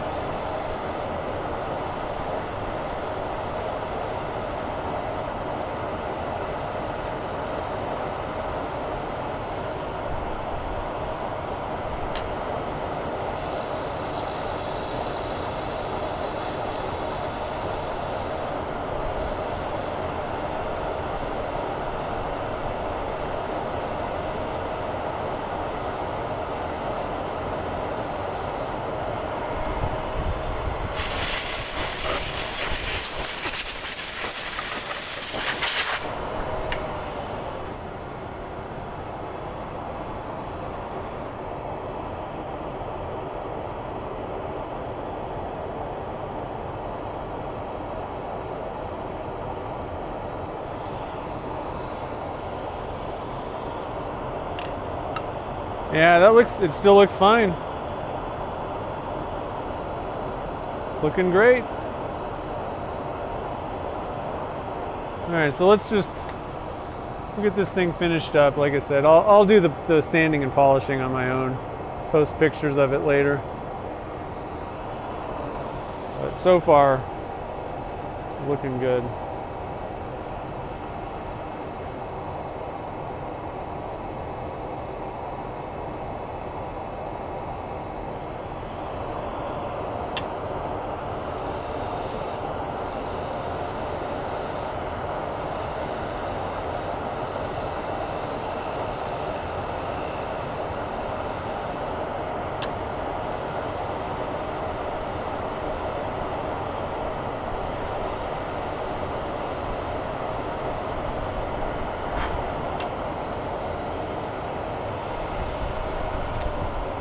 Let's see here. Can you feel the difference between the Alumilite? No, so that's one of the nice things about the resin. I mean, maybe like a little tiny bit in some cases, but if you use the right resin and you get your print settings dialed in for that resin, pretty much I don't feel a difference. Which, you know, compared to the filament style, you know, like PLA, that stuff's terrible. Like, it's just like doing large chunks like this, it's just a nightmare. It just chips and doesn't do anything. But this resin stuff is pretty good. And so eventually I'm going to do a video on it, but just to give you the short answer, what I use is the ABS-like resin from Elegoo, and that stuff turns like butter. I mean, really great, polishes up. It's almost like you really almost can't even tell the difference at all. Like right now on this one, I can't feel these things at all. It just merges with the Alumilite, and it casts well. It adheres, you know, with the resin. So the tough thing is resin 3D printing kind of sucks because it's really messy, you know, and you're dealing with like alcohol and liquids and all this stuff. You got to clean the prints. So there's a few downsides to it. It smells worse than the, you know, normal filament. However, for turning applications, I mean, you just cannot get this kind of, you know, results with filament printers at this point. So Mike's asking, 3D print files, do they come through in an email? It's like a download. You go to the website, you know, check out, and then it's like, okay, download now. So they're just attached to the checkout kind of thing on my website. Automatic, let's say.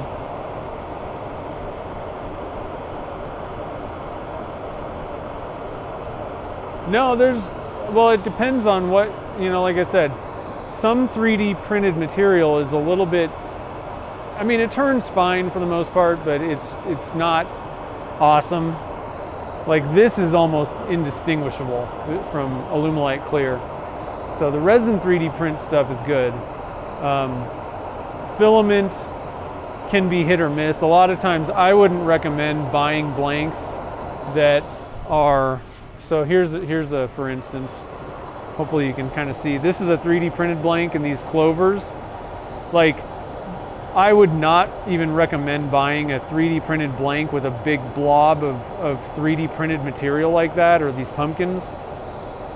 It's just the way that they lay it down. It's not a solid, you know, one solid layer, and so it turns terrible. There's usually little pockets and things in there. Maybe super good 3D print people, but I don't know. Here's a for instance. So this is a 3D printed blank with dog prints, but you see all these little holes and stuff. There's little holes in the toes and all that stuff. That's because it can't resolve that small, and so you end up with these like holes and stuff, and it's like a brittle material. PLA is anyway. Some of the other materials are a little bit better, but the resolution on resin 3D printing is just, it's like 100 times better or something, or 10 times better at least. I don't know, Nikki probably knows.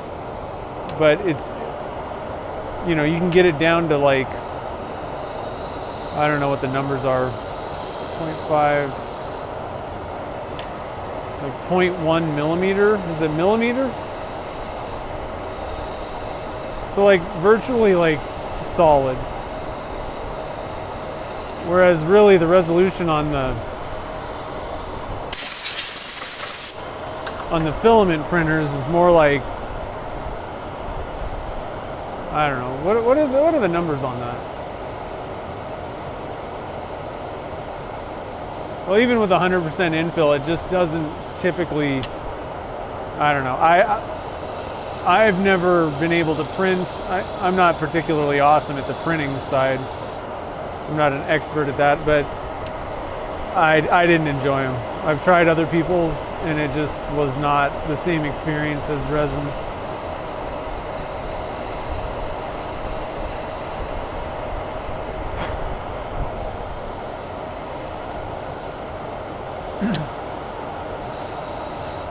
But I haven't done anything for a while, and I don't necessarily, I don't know if, I don't know, if somebody was better at printing maybe than the ones that I tried. But in my experience, like if it's made with PLA, that stuff is not very fun to turn.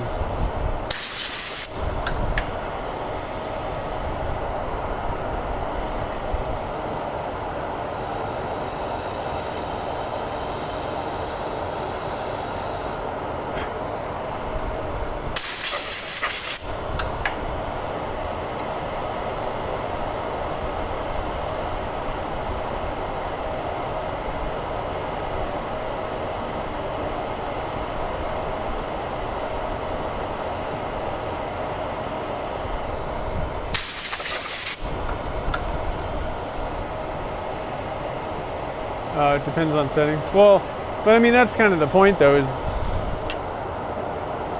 on resin, it's so much higher that you get like, I mean, just perfect finishes. Like the people that do the miniatures, that's why they do resin, because it's like a perfect surface.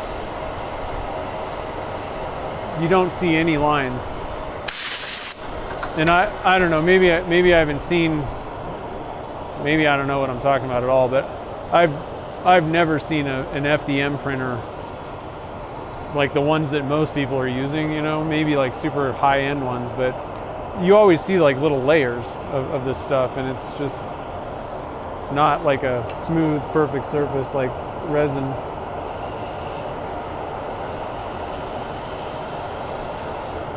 Doesn't seem like, anyway.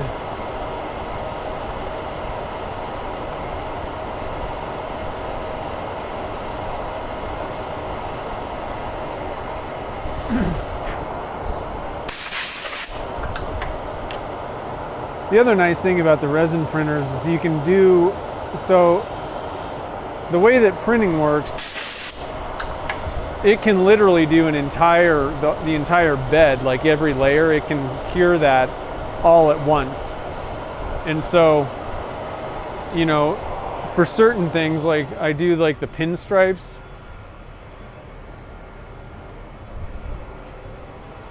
So I can load these things up vertically on the bed, all, you know, like 16 or so of them, depends on your printer, but you can load up a ton of these things, and it takes the same amount of time to print one as it does to print 20.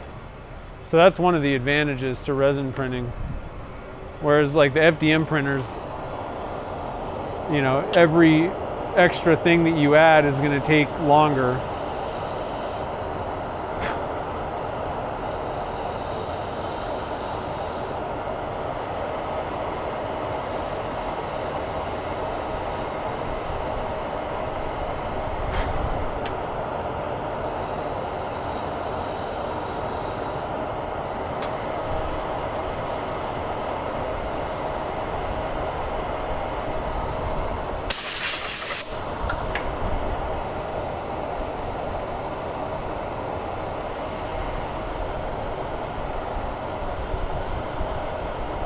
Point 0.01, there we go.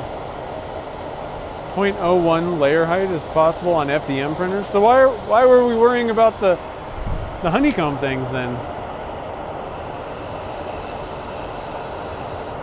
All right, so somebody that actually knows what they're doing with 3D printing needs to send me something so I can test it out. Because I think resin printers are superior for turning. But if that's not the case, I want to know so that I'm not spreading lies.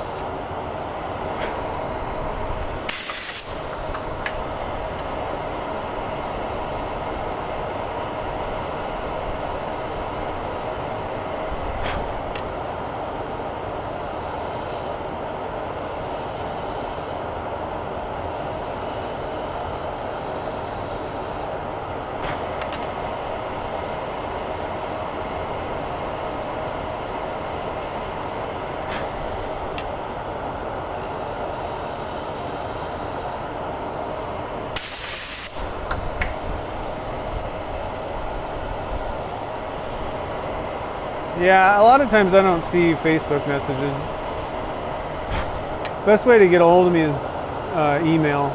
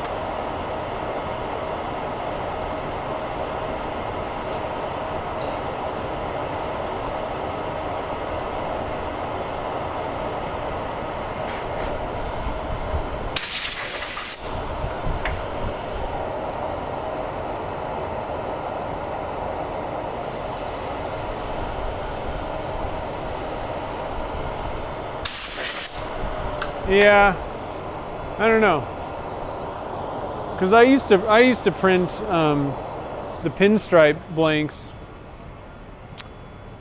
You know, these guys. I used to print those with ABS, you know, on an FDM printer, and that was okay. It turned okay, but like real ABS is very it heats up really quick. So like drilling it was not fun. Turning it was okay. The bond was okay with, you know, like actual casting resin. So, you know, in PLA, that stuff was just, I tried it on my own, and even doing something very thin like this, you know, where it's not like a big blob, but I mean, even that was not awesome, and the bond between PLA and Alumilite clear wasn't really that great. I don't know. It just didn't. It seemed like there was a lot of problems, potential problems, and it wasn't an enjoyable. I did not really enjoy turning the FDM stuff. And then from a business perspective, I had all kinds of people having issues, which, I don't know, was a little bit of operator error, I think, but I just gave up on it because I didn't want to have to deal with people's emails and blanks, you know, blowing up and all this. I haven't had any complaints about the 3D printed blanks I've made so far. It's been night and day for me.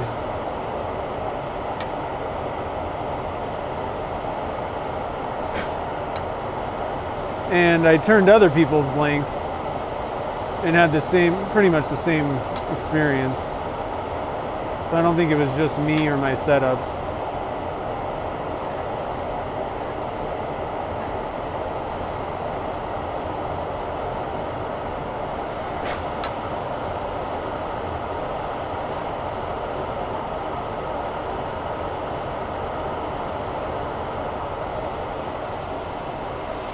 Okay, let's see here.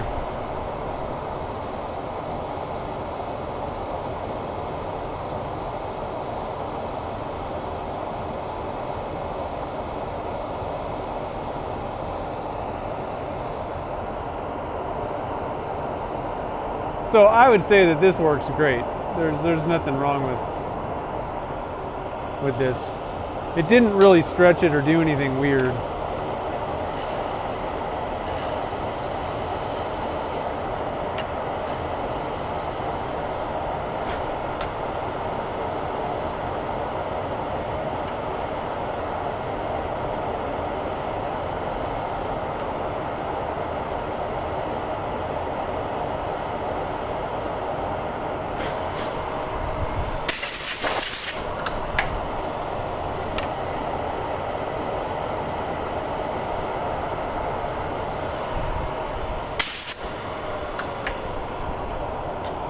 Alright, so I'm going to get you guys, well, I guess this is probably the best view from this angle. This light out of the way. But I think they look great. I think it'll look even better once it's, you know, sanded and polished. Now we are getting a little bit, you can kind of see a little bit through the middle there, so it does stretch it a little bit. You're probably better off going with a fatter blank on these. That's the one thing. Try and keep it as fat as possible. I think that if I came in, if I had the diameter, you know, the same all the way through instead of like bowed like that, I think that you would start kind of running into issues. So just a couple things to think about. It looks pretty good here. I might have been a little off center when I cut the blank out too, because there's like, you can see more on this side than this side. It's kind of weird, I don't know.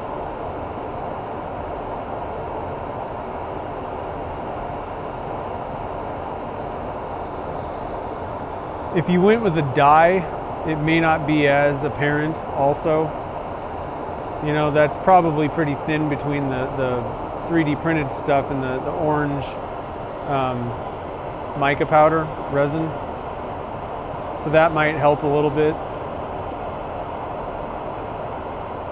I don't know, we might be able to actually shrink these just a little bit, the faces, just to make sure it's, you know, you're getting the best shot possible.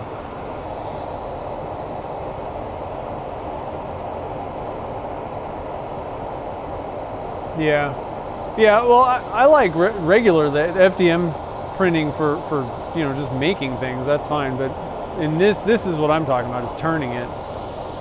That's where I think it's just kind of night and day.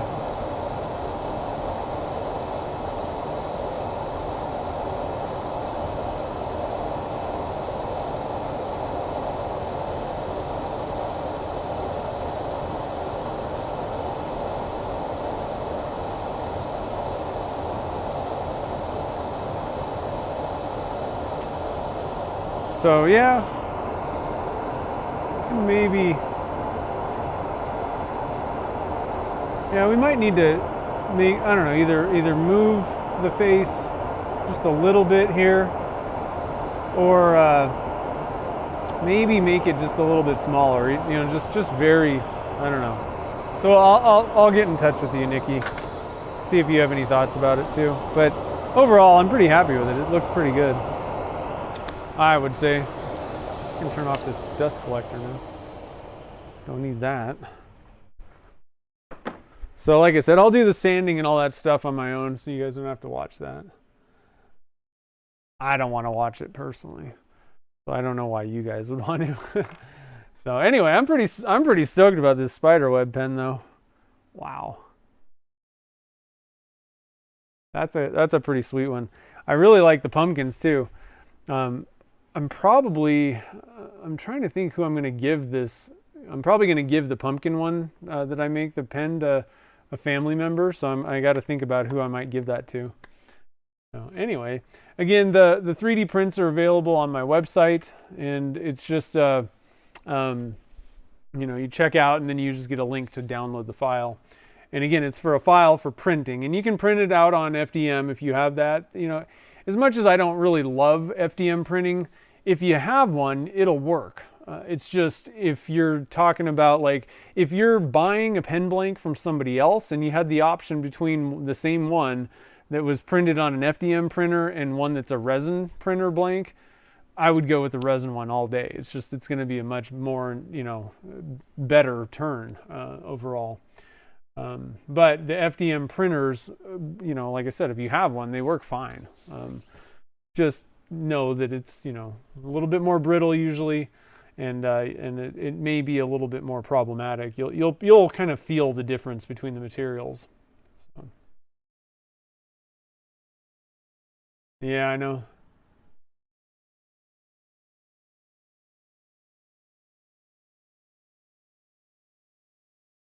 By orienting your print file. Core.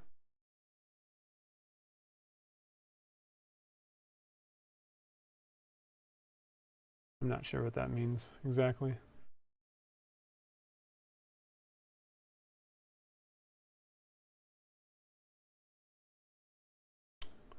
I don't know. I'll let Nikki figure this stuff out. So, anyway, guys, I think that's about it for today.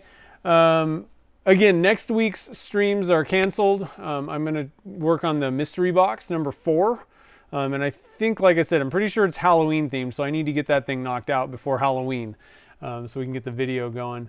And is there anything else going on? Oh, don't forget the ornament challenge is happening right now. So make sure to head over there. There's a link in the description.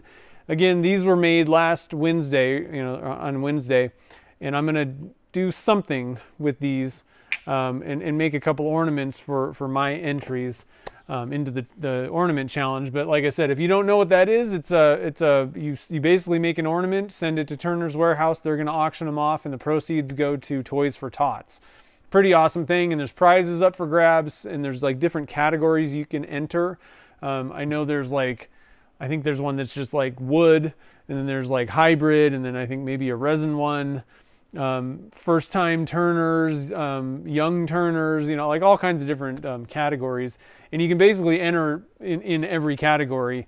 And if you just want to help support the cause and don't really care so much about the entries, you can send as many ornaments as you want.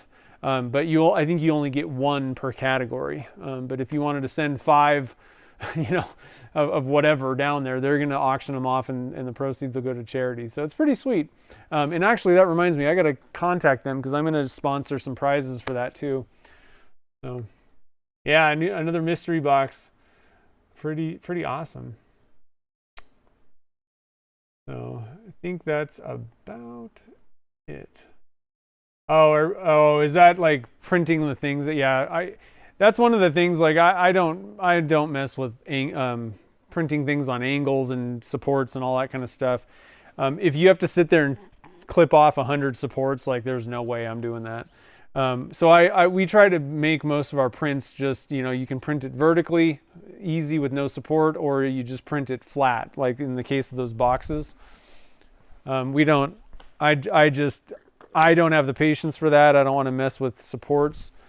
And you can usually fit more things. So we just print these boxes flat. And so that's why most of them, they're like a two-dimensional kind of deal. Whereas the vertical type things, we try to, design them so that they can just be, printed out, just sitting vertically on your print bed. Now, these are, a lot of times I'm thinking more in resin terms, I think, but, either way, I think either FDM or resin, it's still the same thing. We want to try and make them as easy to print as possible without having to, have a PhD in resin printing, because I don't have the time to really dive into that kind of stuff with resin printing myself. So I don't expect other people to. Anyway, let's see here. I think that's about it, guys. So I hope you have a great rest of the evening here, and I will post probably a reel of this pen, and then Kid Cooper, make sure to shoot me an email or send me like a message on Instagram or something like that. I'll try and see that, and we'll discuss price for the pen and all that kind of stuff. That's pretty cool. I'm glad you're excited about it. I think that's about it, though. I feel like I'm forgetting something. Sorry. I'm like, oh, and I'll post a picture of the Pumpkins pen as well when I get that thing sanded and polished up today. So anyway, guys, I hope you have a great evening, and I appreciate you all joining the fun today, and I will see you guys all on the next stream.